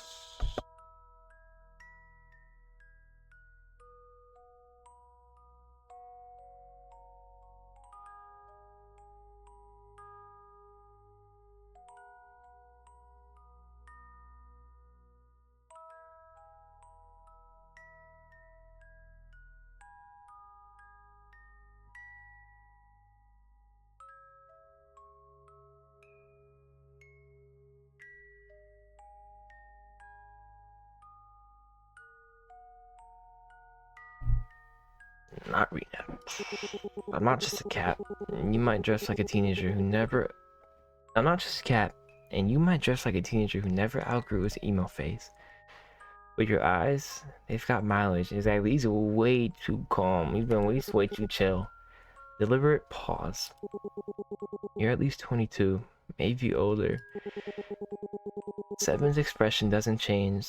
A sharp, humorless laugh. Wow. Okay. First off, rude. Second, what the hell kind of cat are you? Alright. My dad just brought me a book and asked me to read it. Sun Tzu, Art of War. Yeah, I'm not reading this, bro.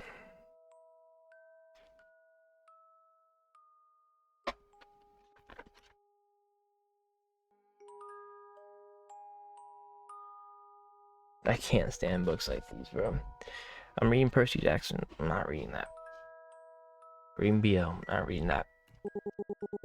I'm reading visual novels. I'm not reading that. He side-eyes me, exhausted and worrying with his amusement.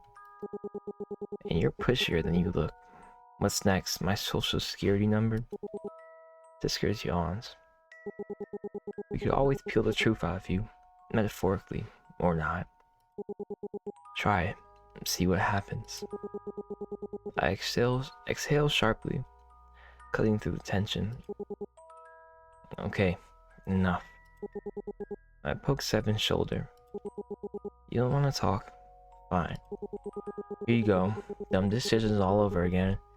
Ever consider he might be hiding more than just his age? Well, yeah, this nigga is holy. Like, he just said that. Like, he's hiding it, and you won't talk about it. And threatening him will help. He's got his reasons. Discourse rolls his eyes. Here we go again, trusting everyone. Seven stands abruptly, wincing as his ribs protest. Enough. Let's get the hell out of here. Can you walk? Yeah, I'll manage. Sorry, I've been useless. Yeah. Let this be a lesson. Raw talent means nothing without proper training. Though I suppose nearly dying is one way to learn. Yeah, shut up. Tis, just shut up. Tisker's tail flicks dismissively, a smirk curling his feline features. Oh my, someone's feeling feisty. The stairs groan under our weight as we descend, each creak stretching the silence between us. My legs move on autopilot, while my mind keeps replaying it all in jagged fragments. Mary screamed, out of shadows that clung to Seven like living things. Those golden cracks splitting his skin like something divine bursting through him. That's going to take some time to digest. To be continued. Alright. Cool. Episode A, Masquerade. Episode B, Labyrinth. Cool. 2 more episodes coming soon. I will definitely be there to play it, purchase or not. But that was cool. I like the art. Restart. But I was saying, I like the art a lot. My main character fine as hell. Cannot lie. Main character fine. Who's my favorite lead right now? I forgot that dude's name already. The blue hair. I don't know if I think I'm like a 7 more than him though. But Uh, thank you guys for chilling out with me for yet another scuffed playthrough. Not done yet, but definitely will be chiming back in and finish these 2 other episodes. But thank you guys for watching with me. I hope you enjoyed. As always.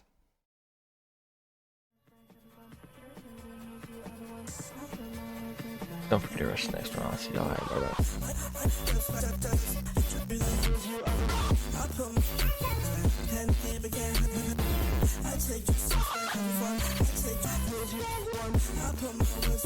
bye.